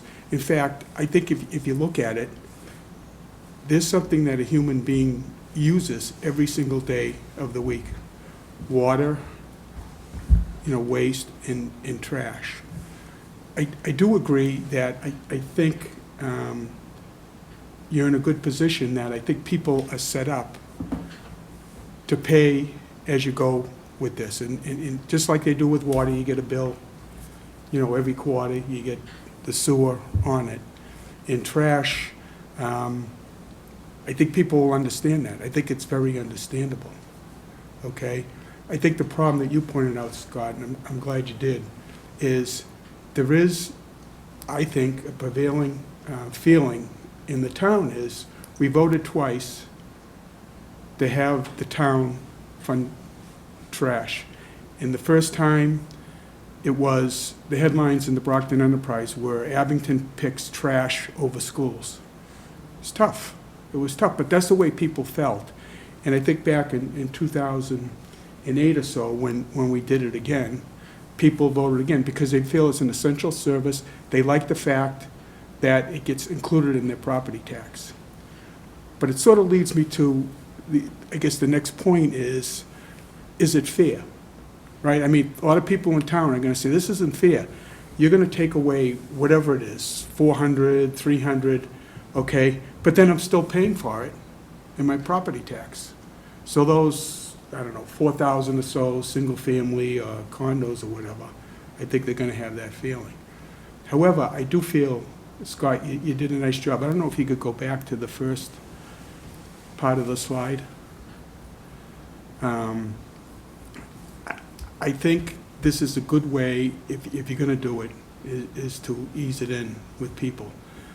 I think you might get some blowback, and I shouldn't say it because I'd be in the 70 plus, but the amount between a 70 plus and a 388, I don't know if I summed it, Andrew, would that be more like 2 something per household? I'm not asking you to do it, but I mean, If there weren't a senior discount. What's that? You're saying if there were Yeah, and no again, I'm senior not discount? potentially advocating it because all my senior friends would not, be. It wasn't that much of a reduction. Is it because it's the amount of volume a senior puts Yeah, out? Well, yeah, that and. And the number of seniors. The number of seniors. It wasn't all that many Yeah. comparatively. Yeah. And the assumption also is it is less tonnage. Right. Yeah. But I do think from a selling viewpoint, I think that's going to be very strong because seniors are very, active as far as the town's concerned or whatever. But I think people, we're in a good position, and you're in a good position that it's understandable. Water, sewer, and now trash are going to go to, it's going to still be with the town, not going to the bag system or whatever other ones that you looked at. And I guess the other thing that, I don't know, I think, I'm not sure your name, sir, but Greg. I think you had a nice comment that why 5 years? I mean, I think it's good this year that you have free cash funded, but I don't know how other people will feel. Is it really gonna make, a big deal that, we're getting $24 and then by year 5 it's 97? I guess maybe it would be, but, And again, a lot of that was us to also recognize right, that there are other things right, that are going on right. that people are Yeah. gonna start Right. realizing. Both history and other projects. Yeah. So, I think the argument would go a pretty far way if we were to decrease taxes by roughly this amount and say, you guys gotta pay for this now. This was in here, we're taking it out. But that, I think, is the hardest argument, in my opinion, to say, we're taking something out that the town has done. We're not giving anybody anything, and you're gonna pay this. You know, most people don't get a extra, I don't look at it, like I told you, I don't look at my mail. I don't know how much the taxes go up every year, so, but $400 sounds like a good amount, a lot. I don't know, it might not be, I don't know, no? But maybe it goes up more. So again, I don't look at any of this, but for one specific thing, it sounds like a lot. And that's all it is, it's an extra $400 tax, it is what it is. You know, whatever the town ends up voting, the town ends up voting. But I think it's a much easier thing for everybody to take, even day one, and to get rid of the 5-year schedule on this and say, look, we're taking this out, your taxes are going down. What you guys spend for, you know, with troop or whatever you're talking about, or what, it is what it is at that point. I do think that the argument of it doesn't go down and you pay the extra $400, I think that's I don't even mean for me or my family, it's just a difficult thing to understand that this one thing's getting taken out of the budget, but the budget's staying the same. Like if you were to say that in a business, there'd be 5 people in a room going, that doesn't make sense, it would have to go down. Now you could spend on other stuff, that's fine, but it would have to go down. And So just quickly to that point, because one of the things that I'd mentioned before we actually started the meeting to someone was the overall environment right now, not just Abington, but South Shore in general, Massachusetts in general, the nation in general, is towns are in a very difficult position budget-wise. Yes. Just looking very quickly at headlines that I saw the other day and was going through. Whitman and Hanson faces a 5.36 budget increase. Halifax considers an override. Norwell faces a $4.1 million override. Silver Lake is looking at override costs. Hingham delays $2 million in spending. Hanover delaying spending. Where was it? There was one more, sorry. Duxbury's looking for $6 million overrun. Yeah, Duxbury that's a bag faces of trash over 1.7 there, million Scott. shortfall, considers an override. It's one bag. So, this isn't an Abington specific issue. No, It's 100%. and it's not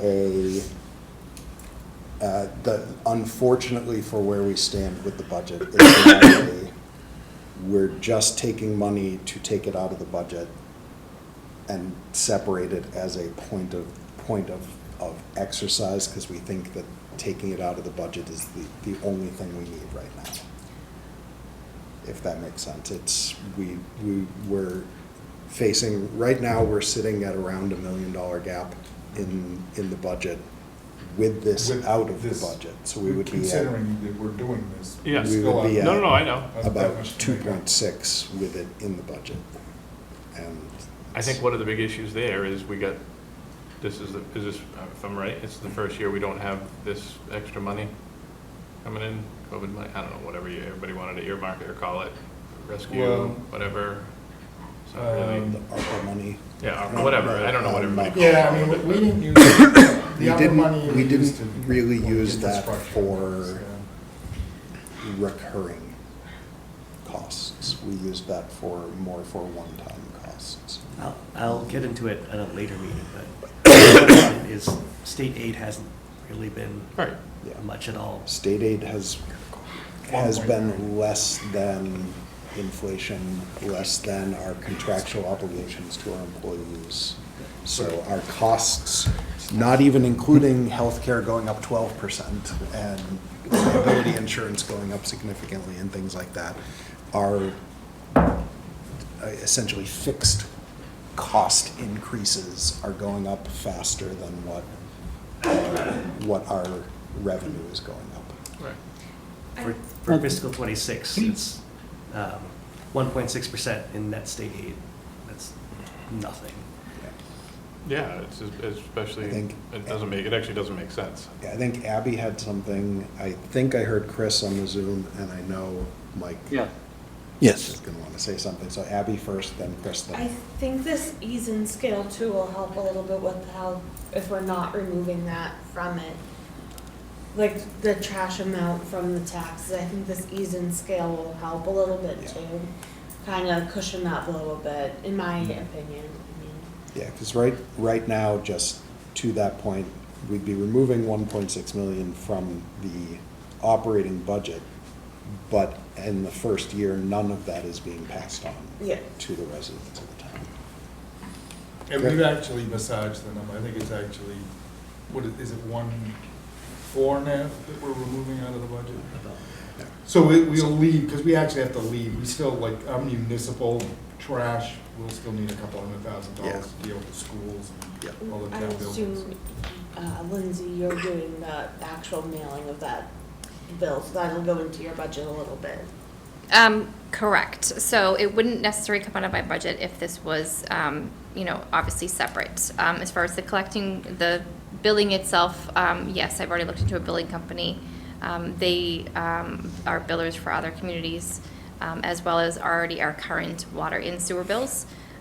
So that is helpful. And then as far as the application for collecting, we would add an application onto our already standing collection system. So they would come to the window, pay their bill just like they would do water and sewer. We would actually be posting payments like we do our real estate and excise in-house. We can make that mom, yes. So why That works wouldn't, for me. that's a great question. So why wouldn't we just put it on everybody to do their own, and why would we even be involved? Like, why do we need to be involved? Well, that was one of the options, and it's much more expensive at that point for the homeowner will end up spending up to $1,000 a year. So, We can do it cheaper Because you basically. because of just- scale. Economy of scale, Yeah. we've got, yeah. But As like, opposed to Troop doing one. couldn't we do something like that and just say, if you're going to do something, it's with this company, and just go from there, like, but again, why, I'm just thinking, why put any more on, what, you know what I mean, like, why, it's gonna be another cost for the town. If we're all in on this, like, doing this, taking it out of the budget and doing it, like, why I are think we? that that's asking a little bit too much of a change for your average homeowner out there to say, Well, and we're- like Tom said, it is still a town-provided service. Yes. It is, it's still the town providing the service. There's a fee for the service, but it's still the town providing the service. Go ahead, Mike. Chris, did you have something? I wanted to get back to you, sorry. It really, the trash, but if the health insurance had only gone up by half as much, we'd have the balanced budget, or whatever you want to call it. It's going up almost $1.8 million. Yeah. I know that's all contractual, but it seems like that's the next thing, if, to the trash, yes, that's what we can control, but somehow you gotta get control of the health insurance. I don't know how that's done. And that's, but I mean, with the that's been unions and a, everything. that's been a question But- across the country for 30 years at this point. Yeah, so. I know what companies have done, and I know, 30 years ago, the city of Brockton cut the retiree health insurance, and that wasn't the right answer either. Yeah. But it just, 12% increase is just, Yeah. and it's not like it's the first increase in years. No. It's not. Nope. Mike? If I might, we pay $1.2 million. Mike, sorry, real quick, Oh. Name and address. Can I give you a fake name? I don't think a lot of the people who watch this will believe it. Mike Franny, 726 Washington Street. The town, we pay $1.2 million out of our taxes. We made a conscious decision to go over not one, but two overrides. And it was heavily discussed at town meeting over what are our options. Yep. And it came out to be pretty much the same. If town picks it up, or we get a private vendor. And that holds true for some people, not all. But having said that, the beauty of this is you can write it off on your taxes when you do your taxes. And that was the thing. And the second thing is, when we had a previous town manager that wanted to introduce the barrels, it was a battle. I was on the board then, and I went to, the people did not want that. Didn't want barrels? They did not want the barrels. We had bags, we put them on the sidewalk, and, you know, they'd be blowing all over. Well, anyways, they put them in there. We had $1.2 million. Once that was instituted, it was just under $800,000 that we spent. So even though we're spending now, typical government, they don't say anything about when they take in money. But it worked. And then, I don't know, Lindsay, you spoke of two different dumping fees, one for the recyclables and one for the, what's the one for the trash? How much a ton do we pay for the trash? Right now, Yeah, it was 131 per ton. per ton. What was the, I mean, I think people would, this would help right now with people saying, oh geez, I'll throw more into the recyclables. Recycling right now is 97. Yeah, see, there's a big difference. But, and I think your plan is good. I would rather see the town give us back our $1.2 million and then just go from there. But this is workable. I've sat here, and some of these deficits are just unbelievable. The decisions you guys have to make, and I respect your time you guys put in, it's a lot. And it means a lot. But they call it free cash. I wouldn't call it. It's not free cash. I see it It's in. not free and it's not cash. Yeah. No, it's money that could have been spent at town meeting. Right. Only all these, you know, the treasurer and stuff, they estimate low. Because if they estimated high and we spent all that money at town meeting, we'd be in trouble.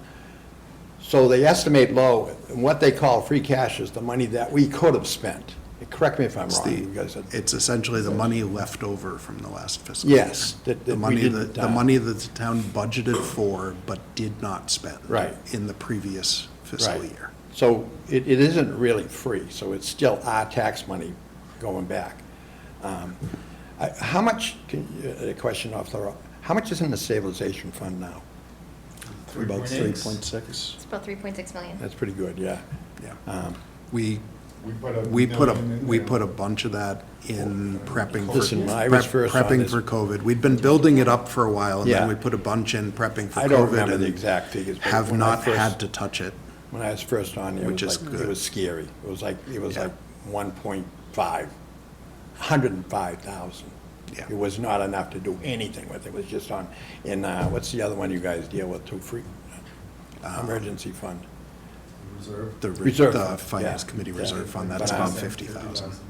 Yeah, We that had one's- it 1 year, we bumped it way up, but we keep it at 50. I remember when I was new on the committee, I don't remember if you were still on at that point, Mike, but there was a year. You've been on these boards and committees a lot longer than I have. And There was thank you for there was a doing that. year where there was one department that was having significant budget concerns that we had to come to us several times for reserve fund transfers. But outside of that, we've only used it for essentially emergency things where like HVAC systems broke down or something I like think that. 2021 was the last time we used it. Using Yeah. the boilers. Yep. the fire And hopefully you don't have to get to the point where you cause layoffs, because I'll guarantee you, you're Yeah. gonna lay in bed some nights looking at the ceiling and say, what? You know, because it's people you're Yeah, dealing with. no, one of the proudest things for me is that in my time so far in the committee, we haven't had to. Yes. And that we Yeah. made it through COVID without having Yeah. to do that, so. Yeah, And yeah. this is, like I was saying with the headlines all around the South Shore, this is a really tough year. And I first got if we can make it through this year without, that'll be good. I don't know what next year holds, but Right. hopefully it'll be better. We gotta really push as hard as humanly possible Well, I just for tell you, Massachusetts I to ran not for get school. 1.6% again. Because Yes, you can't. that is Yes. literally an absurd number for, like, especially, it's just absurd. And- So, and Especially to- when you look at what the focus of what they're doing with the money. That's what I'm saying. So it's like, And- it just and doesn't to- make sense. To talk outside of the town for a moment, the state budget went up by much more than 1.6 million. Yes. So it's priorities, and the priority from the state right now is not Not the cities and the towns. It's just laughable that like we have to sit here and do this for Yeah. what? Like, again, whatever And- the answer is. And I'm just- again, it's every a hard town, decision every for people town to make. around us is doing the same thing. Absolutely. So, Did you write, was it Mass Municipal Association you're a member of? Do you write a letter to the governor, just letting us, Yeah, well, let them I'm know actually- I'm on a how couple other disappointed? committees, and we bug the governor, we bug our reps, we bug everybody. Because that should The get out administration across the is- board. The administration has an agenda now, and that's where their focus is, and it isn't, I saw that, yeah. it isn't So- the cities and the towns. It Yep. isn't, it's not, and we go through waves in that. yeah. Yeah, We go through waves. Different governors have different priorities, and And maybe they'll get the message, and maybe next year it'll shift. I They'll remember realize. at one point, before I was even on this committee, just interest in politics. Several governors ago, there was a 4-year stretch where I think the state budget had increased by something like $20 billion, and the amount of money going to, like, Chapter 70 money had actually decreased over the same amount of time. So, could be worse than it Yeah, is right. right now, so, I don't think they can get any more out of the lottery. yeah. You know, it just, but when I, So- just to one of your questions, I ran for school committee, I think it was 1990, but Governor Weld had just got elected.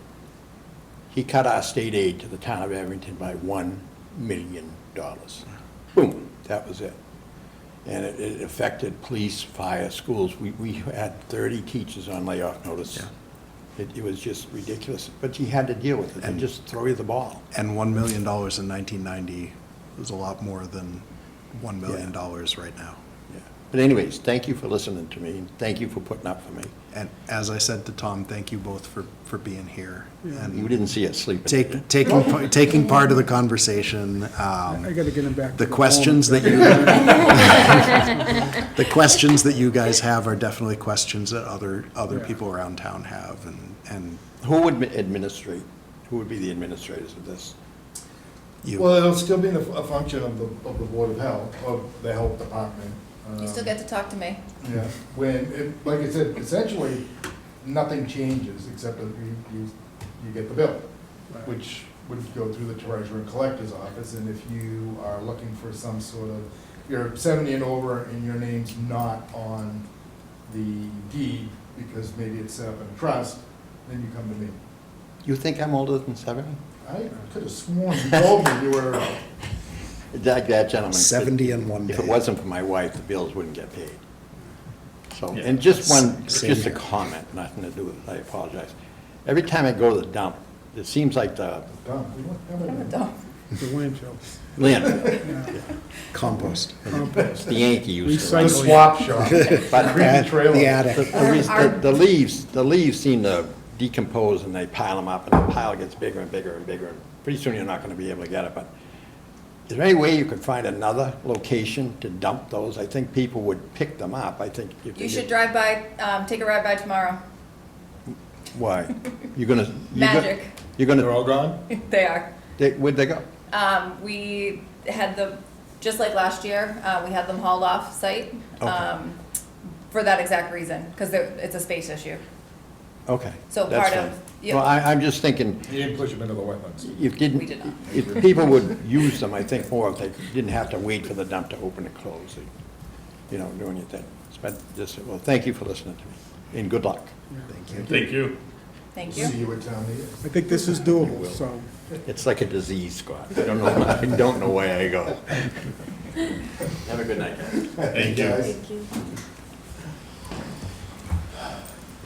Other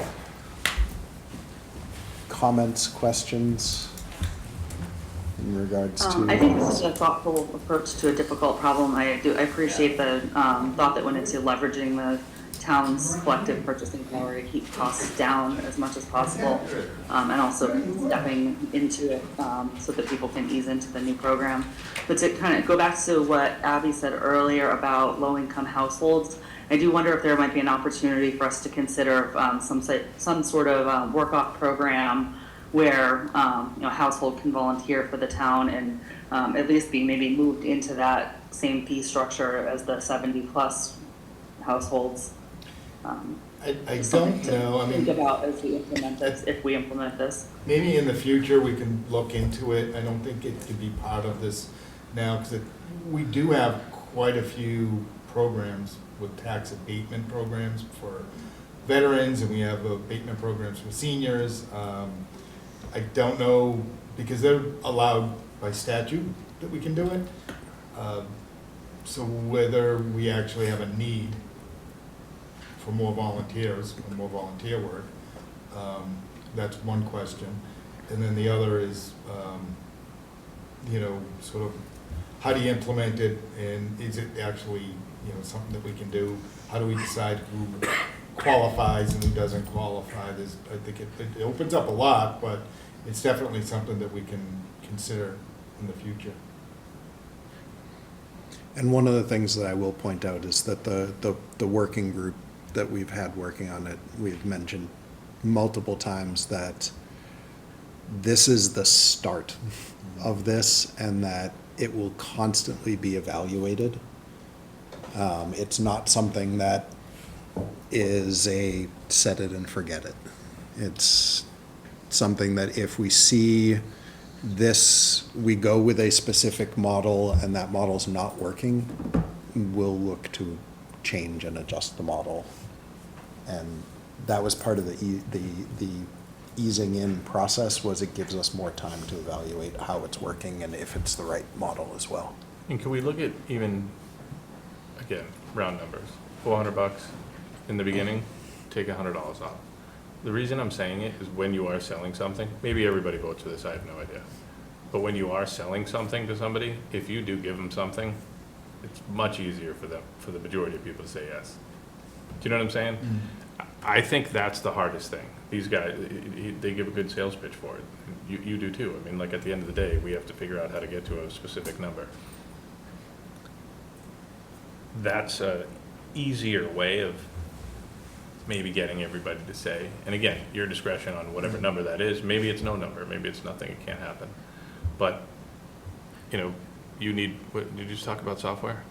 Yes. Yeah, she needs software. Everybody, everybody, that's like a huge government thing. I was reading a whole thing about it the other day, like our entire government, not just this town, just is on the oldest antiquated software in the entire world. It doesn't even make sense that anybody's even on any of these things. And so there's never gonna be an end to this. But if we could be, a little bit stricter with spending, not saying that everybody doesn't, but just, I think it's an easier sell to say, we're gonna give this back first year, second year, third year, and then it stops on the fourth or fifth year, whatever. That's essentially what we're doing. Giving it back? By not charging it, right? Yeah. Yeah.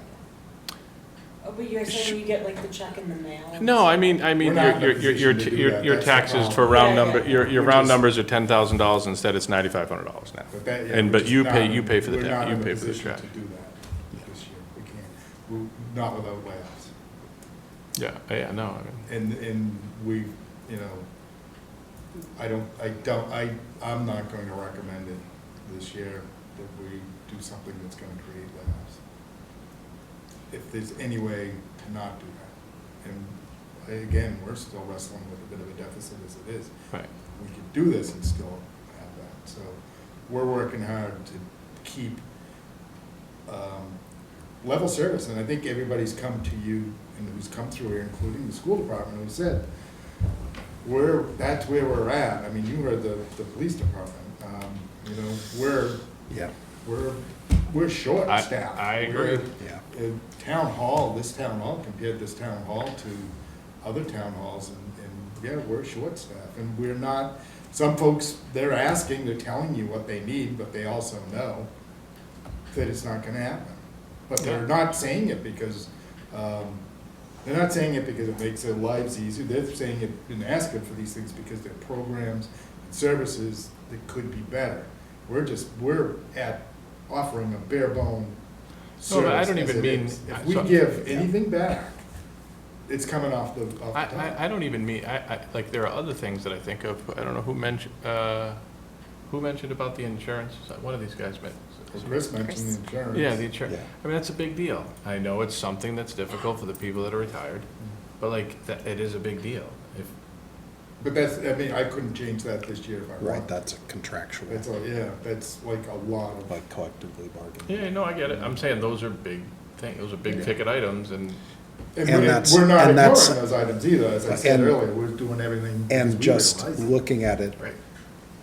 as far as like this year and financially, if an agreement were to be changed, the people who have already retired under a different agreement, and you wouldn't be changing with their I'm just saying it's gonna get worse. agreement. Oh, I Yeah. agree. That's I'm all. saying. I'm not saying what it's gonna I'm- help What us. I'm saying is It's not gonna get if we better. changed that, it would start taking effect with people who retired once that agreement is in Right. place. Got it. So it wouldn't be all of the money that we're already spending on that would suddenly come off the books. Yeah, It would no, I get it. gradually decrease. It's just not gonna get any better, So, what is no. it, what's the None of thing that these- we're trying to None save of for? these items get OPEB. OPEB, that's not gonna get any better, like, none of this is getting any better, and you still need software. Well, we're utilizing the current software that we already have. Yeah, so I'm we're just saying, adding an like, all the application. departments, I've seen the software, like, I've come in and done stuff every once in a while, and I'm like, oh my god. Like, it's, you think somebody's gonna have a floppy disk. Funny story, we found some in the I was just gonna say, like, they're We still definitely have still them. here, so. The I treasurer's think it office was still has last them. year that I brought up, I was reading an article about a town in, I think it was Michigan or Minnesota, that was, like, all of their financials were running on Windows 95 software, and they couldn't keep the one computer that they had that was running Windows 95 up, and they had to There change are- it, and it's, I've gone to the treasurer collector meetings on the state of Massachusetts, and there are treasurers that are still collecting on green sheets, and they will pay with their goat milk money out in western Massachusetts. yep. I mean, that actually sounds better than the floppy disk to me. You know what I mean? Like, but, yeah, it's just, it's never gonna get any better, so. And unless we print more money, it's just gonna cause us more of a problem. Yeah, that It's not gonna get any better. I I'm don't not know the printing more printing money. is on. It's not, that's what And I our said, insurance will that's go why I up said, again. it's not, it's all it's gonna do is cause more of a We problem. have printer ink issues. I was gonna say, we've already discussed the ink problems. Chris, Sarah? Want to make sure we're keeping you guys in here. No, I'm all set. I gotta go.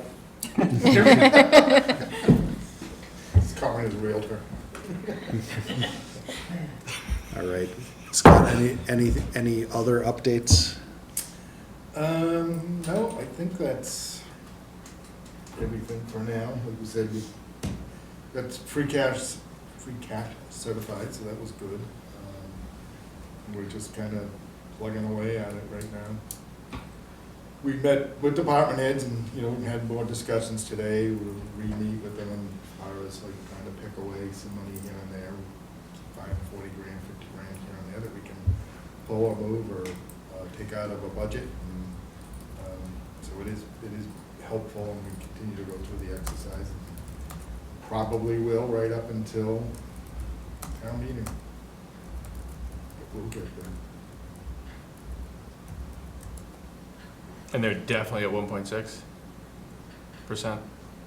The state? Yes, Yeah. like 100%, there's no way it could be It's two. not, Well, I it's mean, not yeah. definite because the budget hasn't passed, but the budget's not going to actually pass until it's too late for us to Yeah. know anything, but it rarely changes very much. If it does anything, I mean, that's only the House and Governor's bill. I mean, the Senate bill will come out next. There'll be, iterations of it, but I don't think we'll see much. Last year, it did change, but it changed worse. Yeah. Yeah, well, hopefully it doesn't do that. They showed it went up, and then they hit us higher on the assessments, I think. Oh.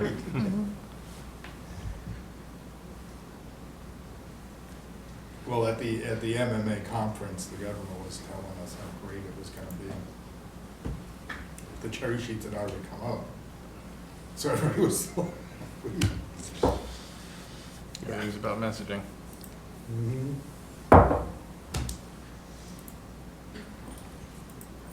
This will be an interesting couple of years. Yep. Yeah. All right.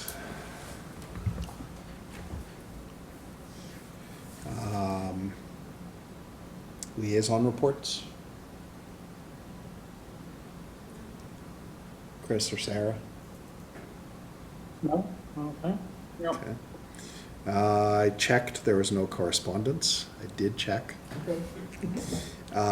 Review of minutes, we started discussing this a little bit during our water break. I have not been able to confirm in the open meeting law whether or not we need a quorum of the people who were at the meeting, so I'm gonna stick right now with that being the case, so we can't review the meeting minutes that we have. We do have 4 sets of meeting minutes to review. One is the adjusted minutes that we voted on amending last time that got amended. The other 3, none of them none of them have 5 people who were at that meeting here tonight.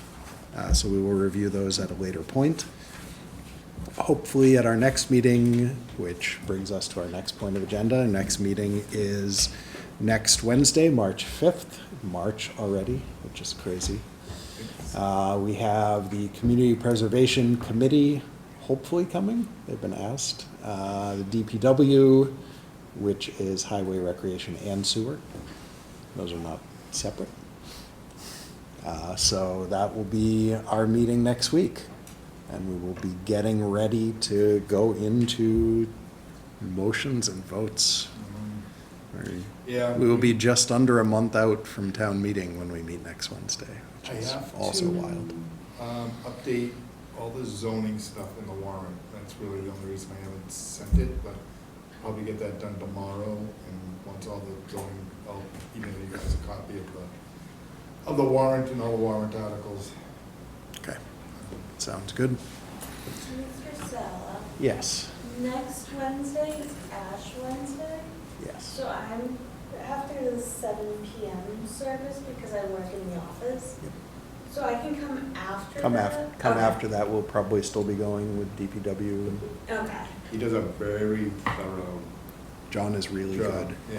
He he's very goes good. through all of the department needs, the budget, and the also projects. all of the projects, the grants, and all of the warrant articles. Okay. I So, will be here around 8-ish. yep. Yeah, we'll be on until probably like 2 in the morning. Okay. Tonight will feel short in comparison. No. Hopefully not. So, but that will be our next meeting, and then after that, the 12th. So, any other items? I think Do we. either of the Windseys have anything else for us? Nope. Definitely appreciate you guys staying the whole time. Thank you. Being with us tonight. Scott? Yeah, very much appreciated. I think at some point, we want to bring the police chief back in to discuss leasing. I know we have mentioned it, we talked about it. So I guess we think we may go forward with it, but I want to make sure that you folks. He has like, does he actually have numbers right now? Yeah, that would be helpful. So we're gonna meet with the leasing company and talk to them and bring the presentation to you folks and see how you feel about it.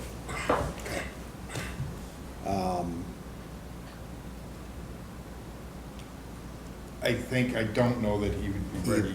by the 12th. Either next week or the 12th. I'd say Maybe on the 12th. We're just When? waiting for the meeting with the. Andrew, scroll down. With the, oh, nice.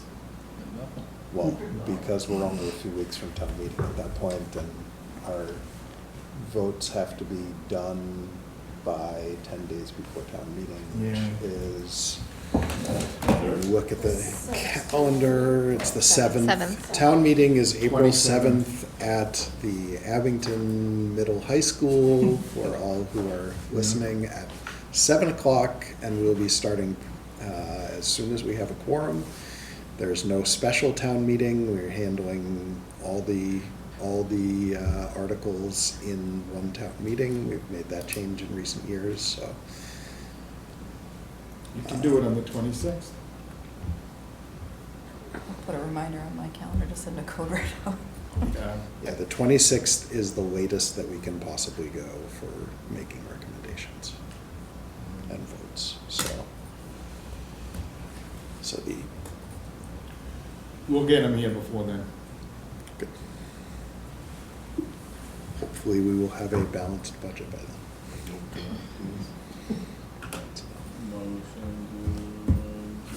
I have a motion to adjourn. Is there a second? I'll second There's a it. second from Abby.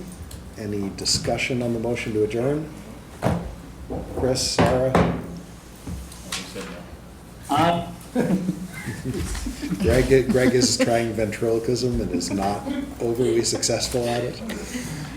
But we appreciate you guys hopping on with us tonight despite health issues and such, so. Thank you. Really appreciate it. We Thank wouldn't you. have gotten the meeting in without you guys, so thank you, everybody. We are adjourned.